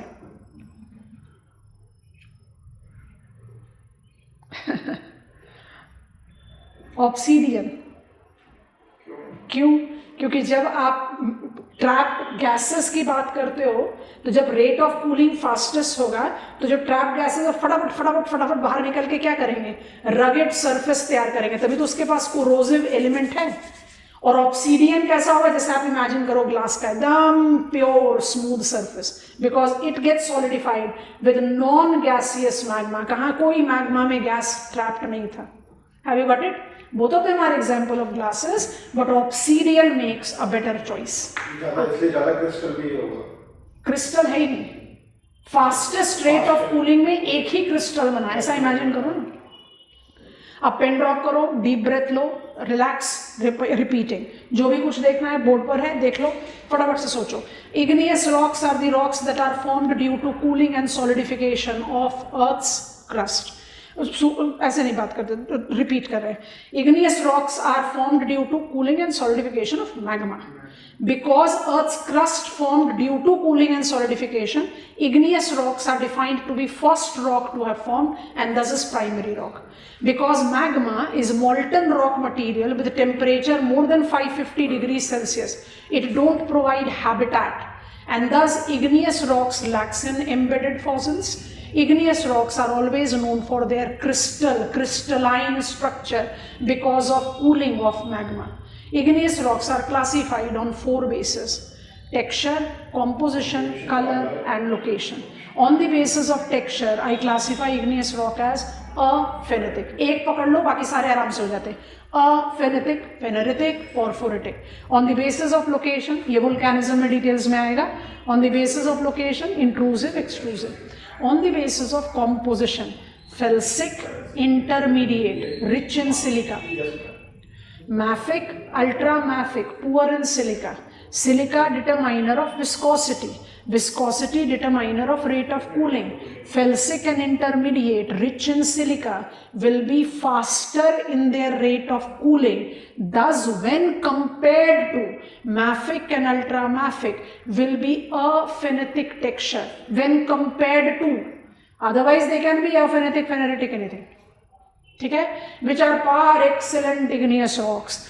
Felsic par excellent granite, common example है, and mafic par excellent basalt. Felsic par excellent granite is lighter density and mafic par excellent basalt is denser. ये भी हमने आपको साथ साथ समझा दिया. Denser because of heavier minerals. Thus mafic, ultramafic हो गए dark colored rocks, brown, black, और फेल्सिक एंड इंटरमीडिएट हुए light colour rock, green, grey. वो ग्रीन वो नहीं इमेजिन करो जिस ग्रीन से हम लिख रहे हैं कंपेयर्ड टू रॉक. रॉक्स इस ग्रीन कलर के नहीं होते. तो ग्रीन और grey colour is the demarcation. I think this is done. हो गया आसान इग्नियस रॉक, काम एकदम बिल्कुल स्मूथ. अब फटाफट आ जाओ रॉक नंबर 2, सेडिमेंट्री रॉक. अब बल्क कम होता चला जाएगा. सेडिमेंट्री रॉक हमने आपको पहले ही बता दिया. We don't have secondary tertiary वाला characteristics now.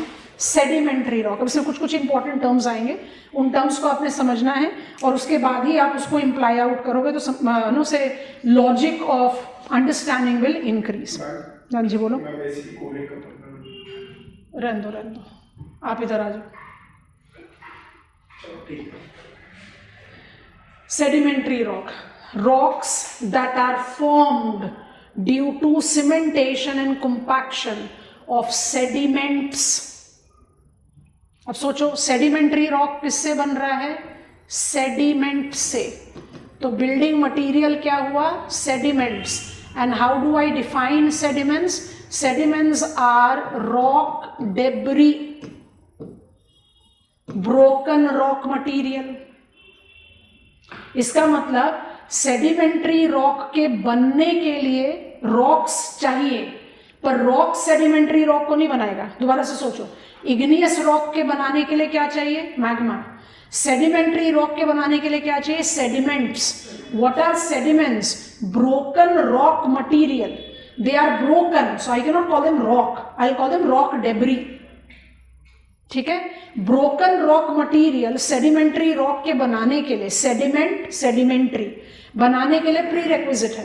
But all sediments don't make sedimentary rock. Such sediments should be deposited to experience cementation, compaction,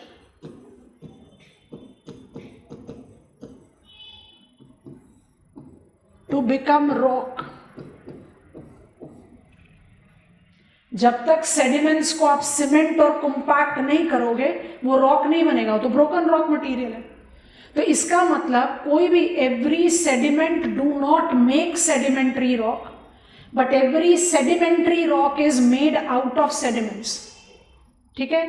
तो सेडिमेंट्स को सीमेंटेशन और कॉम्पैक्शन के लिए क्या चाहिए? सीमेंटेशन और कॉम्पैक्शन के लिए क्या चाहिए? It should be deposited and deposition should be in safer environment. जहां जो डिपॉजिटेड है वो वापस वहां से इरोड ना हो जाए. And if that deposition continues for long, एक लेयर, दूसरा लेयर, तीसरा लेयर, चौथा लेयर, अपने आप ओवरलाइंग लेयर्स के प्रेशर में क्या होगा? Low lying layers will get cemented and compacted. तो मेरे ख्याल से आप दो चीजें बहुत आराम से डिराइव आउट कर सकते हो. For every sediment to be deposited, cemented and compacted to become rock, हर सेडिमेंट्री रॉक क्या होगा? स्ट्रैटिफाइड. इजी टर्म यूज कर लो, layered. Every sedimentary rock will be stratified. Every igneous rock was crystalline. Or every sedimentary rock will have embedded fossils. जल्दी बताओ क्यों? Sedimentary rock को fossils के साथ हमेशा एसोसिएट करते हैं. क्यों? नीचे क्या? कहाँ? कौन सा सेफर एनवायरनमेंट होगा? रिवर गंगा आज उत्तर प्रदेश में कुछ डिपॉजिट कर रही है. कल जब वाटर वॉल्यूम, ऐसे इस समय वाटर वॉल्यूम ज़्यादा है, मानसूनल टाइम पर है, बट फिर भी आज रिवर गंगा ने कुछ डिपॉजिट करा उत्तर प्रदेश गंगा प्लेन में। कल जब रिवर गंगा का वाटर वॉल्यूम बढ़ जाएगा, उस डिपॉजिटेड मटेरियल को वहाँ से इरोड करके ले जा सकती है। पर रिवर गंगा ने जो चीज़ डिपॉजिट कर दिया बे ऑफ बंगाल में, उसको तो रिवर गंगा कहीं नहीं ले जा सकती। इसका मतलब safer environment for cementation and compaction is more where water bodies below sea level, क्योंकि बिलो सी लेवल कोई भी एजेंट काम नहीं कर पाएगा। जो वहां डिपॉजिट हो गया वो डिपॉजिट हो गया। And life first evolved in aquatic habitat. I hope you are understanding that logic gives me the sense कि जब आप एम्बेडेड एक के बाद एक लेयर्स ऑफ सेडिमेंट्स डिपॉजिट करते चले जाओगे, you by default will have multiple embedded fossils also. तो sedimentary rock is always associated with layered characteristics, you can call it stratified, and is always with embedded fossils. यहाँ पर हमने purposefully एक term इस्तेमाल नहीं किया, वो मेटामॉर्फिज्म के साथ इस्तेमाल कर लेंगे। समझ में आ गया? What is building material for sedimentary rock? Sediments. What are sediments? Broken rock material. These broken rock material are required to be deposited, cemented, compacted, तभी बनेगा वो sedimentary rock. इसलिए हर sedimentary rock में stratification and fossils होते हैं. I think this is done. अब sedimentary rock का classification लेना है. Sedimentary rocks are classified primary secondary वाला लॉजिक अभी यहाँ नहीं आएगा। प्राइमरी रॉक्स पढ़ लिया, बस categories. Sedimentary rocks are essentially classified on the basis of texture and on the basis of composition. फटाफट हमारे साथ कॉपी डाउन करते जाओ।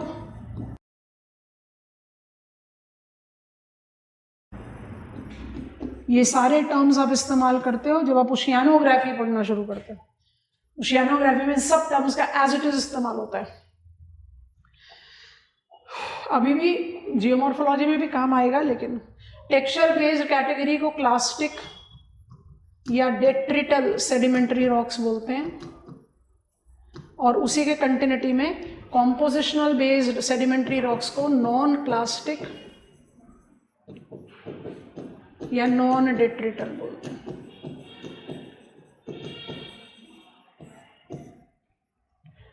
टेक्सचर बेस्ड कैटेगरीज हमारे पास 3 हैं।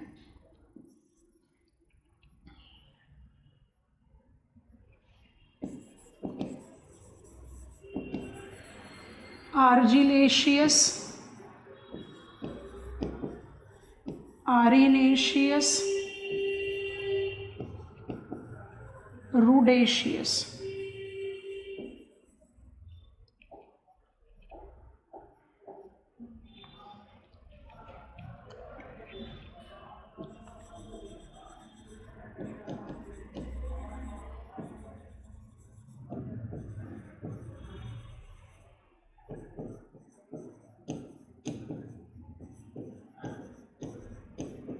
अब 2 मिनट के लिए रुकना क्लास, 2 मिनट के लिए रुक जाओ, फिर कॉपी कर लेना। Rock sediments, broken rock material, rock debris sedimentary rock को बनाता है, ठीक है। रॉक सेडिमेंट अलग अलग टेक्सचर के हो सकते हैं ना। तो ये जो हमने येलो कलर से लिखा है, ये टेक्सचर ऑफ सेडिमेंट्स है। Clay, mud, silt, sand. आप क्या कर रहे हो, इसका इस्तेमाल आप सॉइल ज्योग्राफी में भी करते हो जब आप टेक्सचर ऑफ सॉइल की बात करते हो, ठीक है।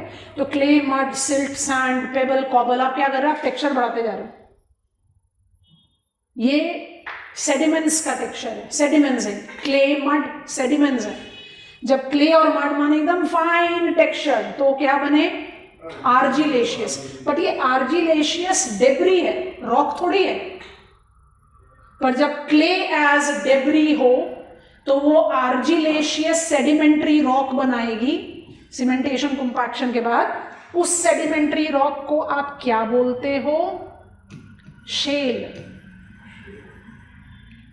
जब कंपैरेटिव कोर्सर टेक्सचर हो जाए मड, उसको भी आप आर्जिलेशियस सेडिमेंट्री रॉक बोलते हो। अब देखो नाम कितने आसान हो गए। जिसको आप क्या बोलते हो, mud stone, silt stone.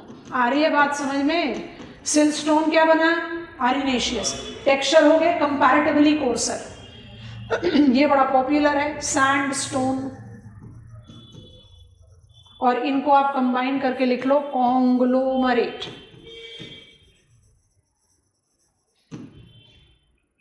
Come on, what is argillaceous sedimentary rock? When the texture of cemented compacted sediments are significantly fine. What is rudaceous? When the texture of rock debris is significantly coarse. तो sediment का texture भी लिख दिया, rock type भी लिख दिया, दोनों काम हो गए। कॉपी डाउन करो। ये सारे टर्म आते हैं मरीन सेडिमेंट्स में, सबका इस्तेमाल होता है। आर्जिलेशियस, आरिनेशियस, रुडेशियस सब आएगा।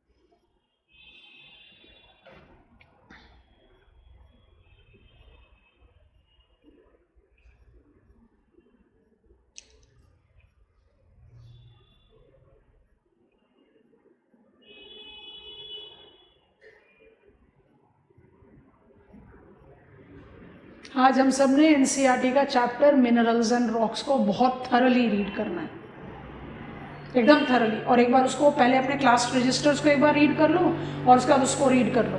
क्लास रजिस्टर्स में आपने पॉइंट्स बनाए, उसके बाद उसको रीड कर लो। आपका एक चैप्टर हमेशा के लिए तैयार हो गया, कभी प्रॉब्लम नहीं आएगी। आगे बढ़ जाए। अच्छा, सेडिमेंट्री रॉक्स को आप टेक्सचर बेस पर क्लासिफाई करते हो तो आप उसको क्लास्टिक या डेट्रिटस बोलते हो। डेट्रिटल टर्म जो है वो इकोसिस्टम से आता है, बायोम से आता है। आई hope you have heard about it. हम फूड चेन को दो कैटेगरीज में डिवाइड करते हैं। एक को कहते हैं ग्रेजिंग फूड चेन, एक को बोलते हैं detritus food chain, saprophytic food chain, जहां पर आप उसको कहां से शुरुआत करते हो? डेड रिमेन्स ऑफ ऑर्गेनिज्म, जहां से आप डिकम्पोजिशन से शुरू करते हो। सो डेट्रिटस से टर्म आया डेट्रिटल। डेट्रिटल क्या है? Waste, broken rock material. तो डेट्रिटल या क्लास्टिक सेडिमेंट्री रॉक कौन से हुए? जो ब्रोकन रॉक मटेरियल के टेक्सचर पर बेस्ड हो। तो नॉन डेट्रिटस और नॉन क्लास्टिक कौन से होंगे? जहां पर आप टेक्सचर पर फोकस नहीं कर रहे, कॉम्पोजिशन पर फोकस कर रहे हो। और जैसे ही कॉम्पोजिशन पर फोकस करोगे, नाम अपने आप बताता है सबसे common example of sedimentary rocks कौन कौन से हो गए। ABCD करके लिख देते हैं। सॉरी, ए लिखा, नाम लिखते ही आपको पता चल जाएगा। कार्बोनेशियस, बताओ क्या? कोल, पीट, लिग्नाइट, बिटुमिनस, एंथ्रासाइट, चारों हुए सेडिमेंट्री रॉक। एंथ्रासाइट जब ग्रेफाइट बनेगा तो मेटामॉर्फिक हो गया, और ग्रेफाइट जब डायमंड हो गया तो फिर वो मेटामॉर्फिक हो गया। बट पीट, lignite, bituminous and anthracite sedimentary rock. ठीक है। कार्बोनेशियस, कोल, कोल ही लिख देते हैं, सारे नाम लिखने की जरूरत नहीं। इसके बाद आप लोग कैलकेरियस, बताओ।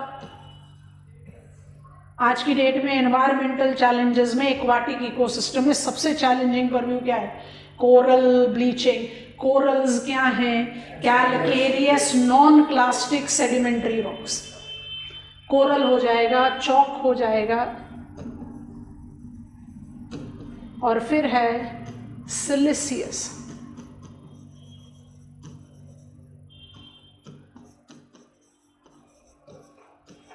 जिप्सम। यहां पर आप टेक्सचर की बात नहीं कर रहे, यहां आप किसकी बात कर रहे हो? कॉम्पोजिशन। आपका कॉम्पोजिशनल कैरेक्टरिस्टिक्स क्या है? If compositional characteristics is carbon, आपको कार्बोनेशियस बोला जाता है, and name itself is same. हो गया, आसान सा रॉक है। हमने आपको बताया था इग्नियस रॉक है, बल्कि बाकी सारे रॉक्स तो आराम से समझ में आते हैं और आराम से हैंडल भी हो जाते हैं। समय लगेगा याद रखने के लिए, पर अगर आपने इसको थरली आज ही रिवाइज कर लिया, टेक माई वर्ड, आप इसको इतने आराम से, जिसको कहते हैं ना, आत्मसात कर लोगे, एसिमुलेट कर लोगे कि प्रॉब्लम खत्म हो गई है। रॉक्स का कभी कोई प्रॉब्लम आएगा ही। एग्जामिनर ने कोई भी टाइप ऑफ रॉक पूछा, I am in the position of answering it.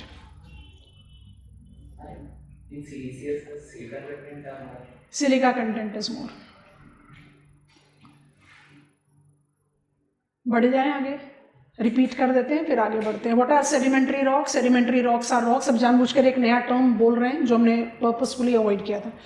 Sedimentary rocks are rocks that are formed due to cementation and compaction of rock sediments over and above diagenesis zone.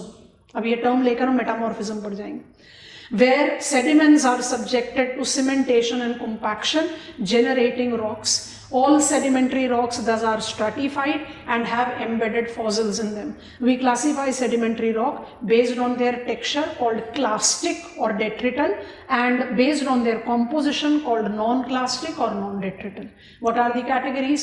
Argillaceous, arenaceous, rudaceous. Increase the size of the texture. ठीक है. And what are the categories in non clastic? Carbonaceous, calcareous, siliceous. सब आपके ऊज deposit में ओशियानोग्राफी में आ जाते हैं. ओशियानोग्राफी आता है आपके ऑलमोस्ट 1 महीने के बाद, तो अच्छा रिविजन हो जाता है फिर से सेडिमेंट्री रॉक का. बट ये टर्म्स हमारे काम में आते हैं. It creates comparatively more convincing answer. ठीक है. अब चलते हैं मेटामॉर्फिज्म पर. Metamorphic rocks, third and the final rock type.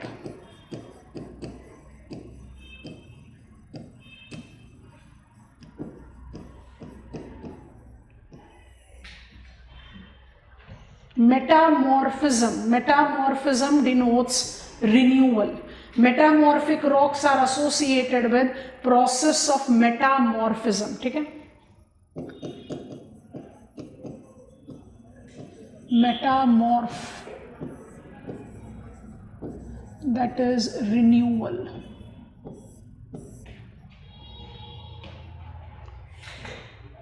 Let me add of existing rocks. अब existing rocks बताओ. इग्नियस हो सकता है, सेडिमेंट्री हो सकता है, कोई मेटामॉर्फिक रॉक भी हो सकता है. मतलब यहाँ पर बिल्डिंग मटेरियल रॉक ही है. इग्नियस रॉक में बिल्डिंग मटेरियल क्या था? मैग्मा. सेडिमेंट्री रॉक में बिल्डिंग मटेरियल क्या था? सेडिमेंट्स. यहाँ पर एग्जिस्टिंग रॉक है. When rock is subjected to immense pressure, temperature, it can get renewed. अब ये टेम्परेचर प्रेशर का जो इक्वेशन है थोड़ा सा खतरनाक हो जाता है. क्यों खतरनाक हो जाता है? If I as existing rock is subjected to that temperature that I melt हो गए तो हम क्या बन गए? मैग्मा. तब रॉक नहीं रहे.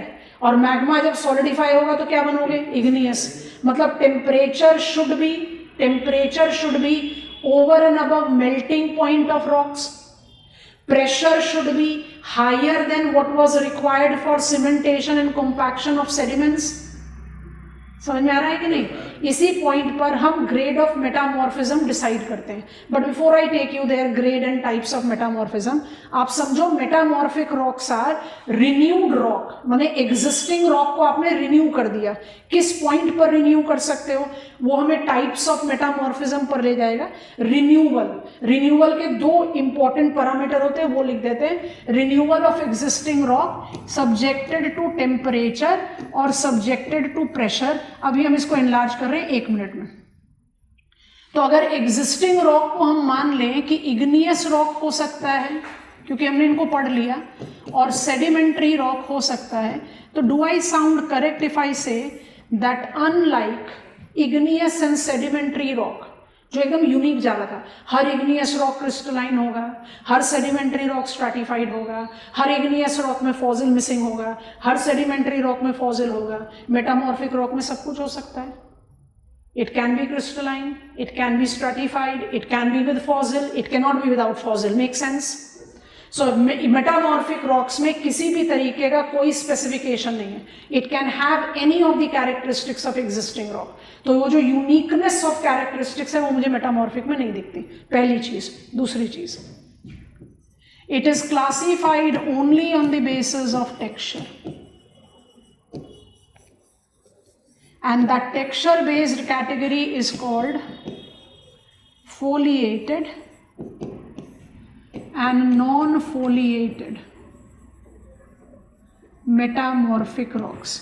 Foliated का planar element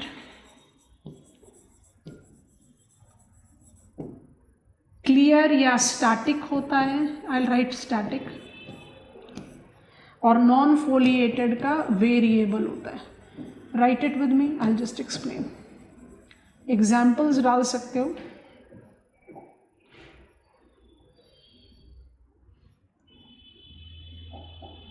ये एग्जाम्पल्स हो गए मेटामॉर्फिक रॉक्स के.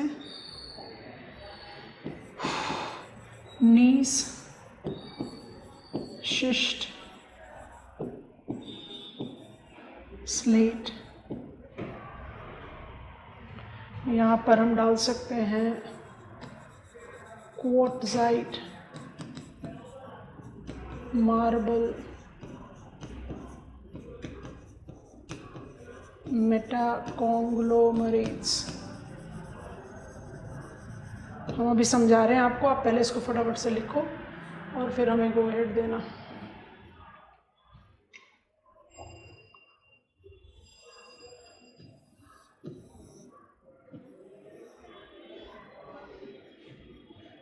लिखकर गो अहेड देंगे.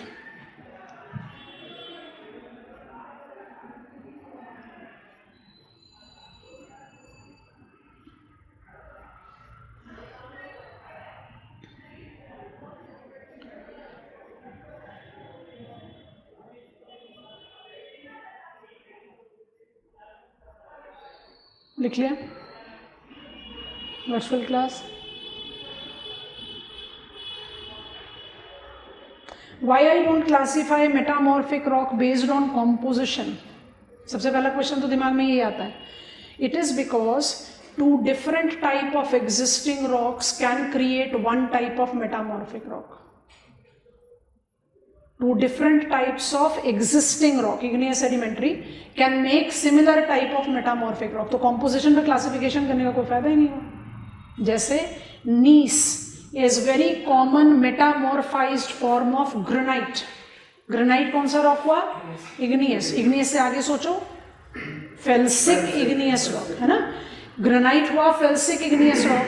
आई can develop gneiss by metamorphism of mudstone. कौन सा रॉक हुआ? सेडिमेंट्री. Mud, argillaceous, clastic. सोचो, मडस्टोन का मेटामॉर्फिज्म भी नीस बना सकता है, ग्रेनाइट का मेटामॉर्फिज्म भी नीस बना सकता है. तो नीस को कॉम्पोजिशन बेस्ड क्लासिफिकेशन क्यों देंगे? So why I don't classify. आपने इग्नियस रॉक को क्लासीफाई किया था टेक्सचर कॉम्पोजिशन में, सेडिमेंट्री रॉक को क्लासीफाई किया, इग्नियस को नहीं करते हो. क्यों नहीं करते? Because two different types of parent rock, existing rock, can create same type of metamorphic rock. तो मेरे पास क्लासिफिकेशन सिर्फ एक ही टाइप का रह गया, टेक्सचर बेस्ड. अब टेक्सचर को जज करने के लिए ये एग्जाम्पल लो, मार्बल, बहुत आराम से समझ में आएगा.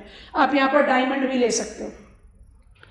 What is marble? अब आप सोचो, आप मार्बल का इस्तेमाल, I as consumer want to have flooring for my house and I have gone to purchase marble. इतनी नॉलेज तो आप लोग रखते हो कि marble to marble price vary करता है. किस पॉइंट पर वेरी करता है? उसका जो इंटरनल स्ट्रक्चर है, मतलब किस तरह की बेडिंग है, वो वेरी करता है. कुछ बिल्कुल without any lines and etcetera they will be high expensive marble, जिसमें बहुत सारे ब्रोकन या elements of visible elements of patches होंगे, वो लो क्वालिटी मार्बल कहा जाता है. इसका मतलब marble varies in its planar element.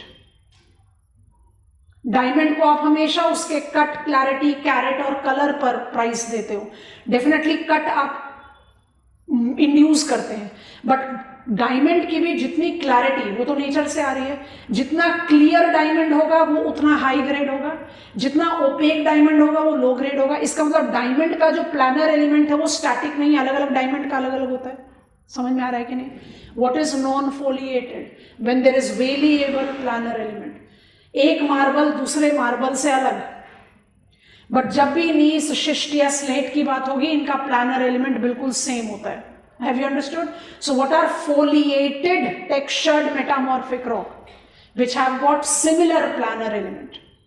मतलब उनका जो टेक्सचर है वो सेम है, और वो कुछ भी हो सकता है. जैसे अगर आपने क्रिस्टल को इमेंस प्रेशर पर डाला, क्रिस्टल को किस रॉक में होते हैं?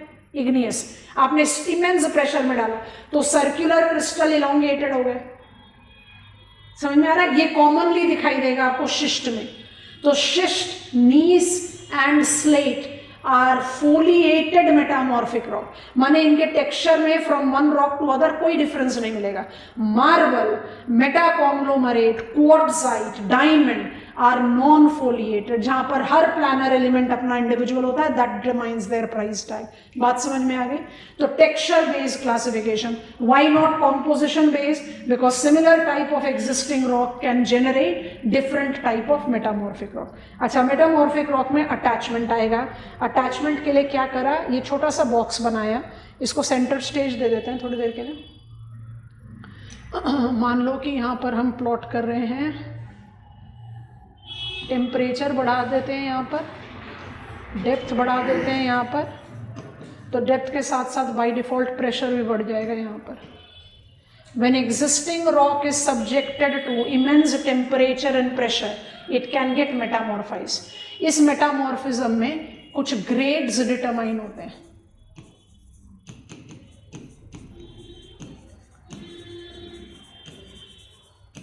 अब यहाँ पर आप टर्म्स को पकड़ना, ठीक है? हमने कोई वैल्यू नहीं दिया है, तो एक बस रिलेटिव डायग्राम बना रहे हैं, लो, मिड, हाई। अब ध्यान से देखना, दिस स्पॉट यहाँ पर लिख देते हैं इज डायाजेनेसिस लोकेशन। ये है लो ग्रेड मेटामॉर्फिज्म। मेटामॉर्फिज्म यहाँ लिखा है तो I am just writing it this way. Moderate grade, ध्यान से सुनना, देखो, उसके बाद फिर कॉपी डाउन कर लेना, खुद से बनाना, कॉपी मत करना। फिर हाई ग्रेड मेटामॉर्फिज्म, और नोटिस करना बहुत ध्यान से क्या लिख रहे हैं।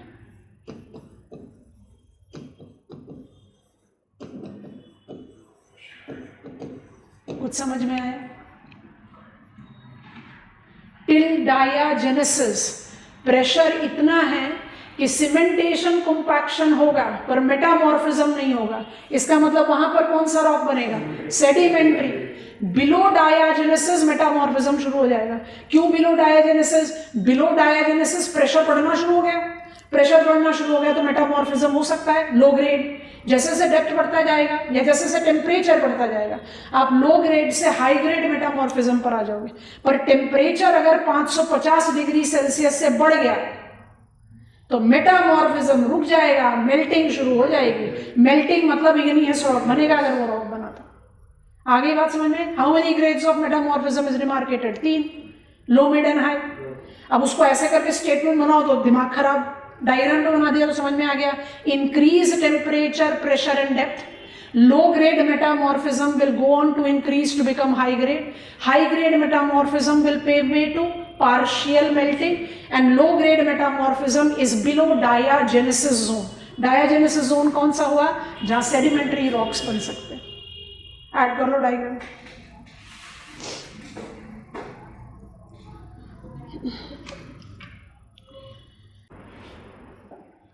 I think you are getting it, kids. ये चीज इतनी आसानी से बन सकती है जिसको हम अननेसेसरली कॉम्प्लिकेट कर देते हैं। और यहाँ पर ये बस एक और पॉइंट ऐड करेंगे, जल्दी से डायग्राम बना के गो अहेड दे दो। Metamorphism, existing rock subjected to immense temperature, pressure can get renewed. अब हमने टेम्परेचर प्रेशर का इक्वेशन भी बना दिया। इस बेसिस पर मेरे पास कौन कौन से टाइप्स ऑफ मेटामॉर्फिज्म हो सकते हैं। मेटामॉर्फिक रॉक तो पढ़ लिया, बट टाइप्स, ये तो ग्रेड्स ऑफ मेटामॉर्फिज्म पढ़ा। टाइप्स ऑफ मेटामॉर्फिज्म क्या हो सकते हैं? सोचो। एक हुआ थर्मल मेटामॉर्फिज्म,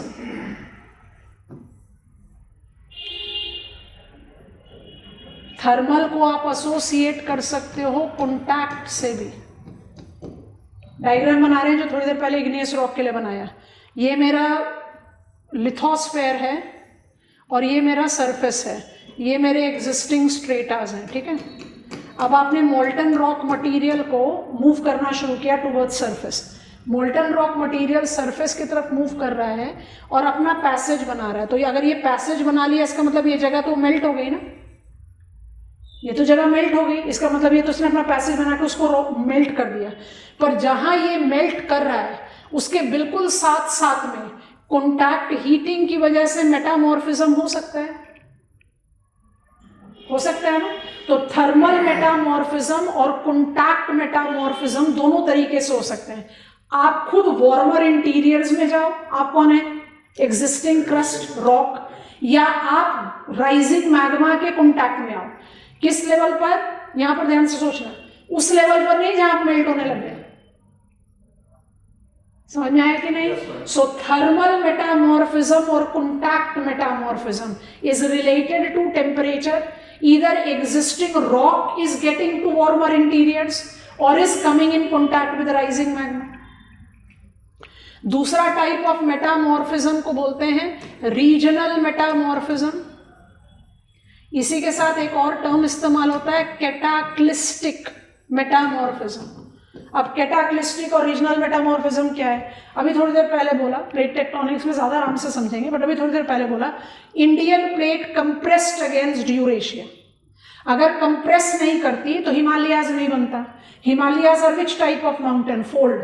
बहुत आराम से समझ में आता है ये वाला डिफॉर्मेशन। जब क्रिस्टल स्लैब को आप कंप्रेस करोगे तो वो फोल्ड होगा। Are you not exerting pressure on existing rock? अगर वो फोल्ड हो रहा है तो क्या वो मेटामॉर्फाइज नहीं होगा? Under immense pressure also it is getting metamorphose. तो रीजनल मेटामॉर्फिज्म या कैटाक्लिस्टिक मेटामॉर्फिज्म किसके साथ रिलेट करता है? प्रेशर। थर्मल और कॉन्टैक्ट किसके साथ करता है? टेम्परेचर। क्योंकि मेटामॉर्फिज्म किसके साथ एसोसिएट कर रहा है? इधर हाई टेम्परेचर और हाई प्रेशर। इसी में बस एक और चीज ऐड कर दिया और मेरा आंसर हो गया एकदम हाई क्वालिटी। कौन सा हुआ? थर्ड। इसको बोलते हैं इंपैक्ट मेटामॉर्फिज्म या शॉक मेटामॉर्फिज्म। इंपैक्ट या शॉक मेटामॉर्फिज्म किसकी वजह से होगा? पड़ेंगे इंटीरियर, रीजनल प्रेशर के साथ, compressional stress, tensional stress, pressure, contact temperature के साथ, रीजनल और कैटाक्लिस्टिक प्रेशर के साथ, ग्रेड ऑफ कोई जरूरी नहीं डेप्थ। आप कंप्रेशनल स्ट्रेस दे रहे हो, सरफेस रॉक भी तो फोल्ड हो रहा है या ब्रेक हो रहा है, तो वहां पर क्या होगा? मेटामॉर्फिज्म हो सकता है ना। अच्छा, शॉक या इंपैक्ट किसके साथ होगा? लोनार लेक के बारे में सुना है? It's a crater lake of our country. Impact crater माने वो वाला क्रेटर नहीं जो वोल्केनो के टॉप पर होता है। तो मेटेरॉइड, एस्टेरॉइड, कॉमेट, बम्बार्डमेंट।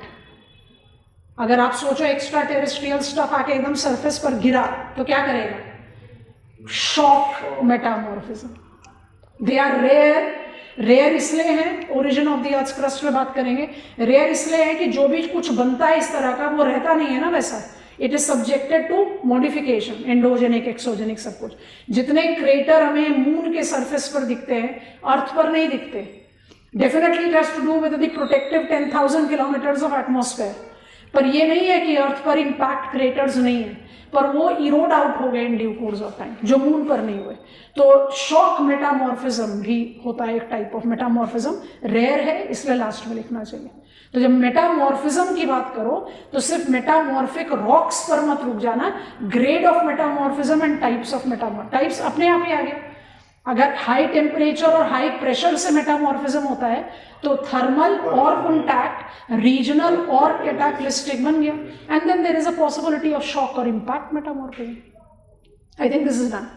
और कंक्लूड करते हुए इस स्लाइड पर दोबारा आएंगे क्योंकि इसको रिपीट नहीं किया, बट कंक्लूड करते हुए एक बहुत सिंपल से लॉजिक पर, कितने तरह के रॉक्स? 3। पहला है इग्नियस, दूसरा है सेडिमेंट्री और तीसरा है मेटामॉर्फिक। रॉक साइकिल का लॉजिक क्या है? इग्नियस से शुरुआत करते हैं। अगर metamorphic rock is subjected to melting,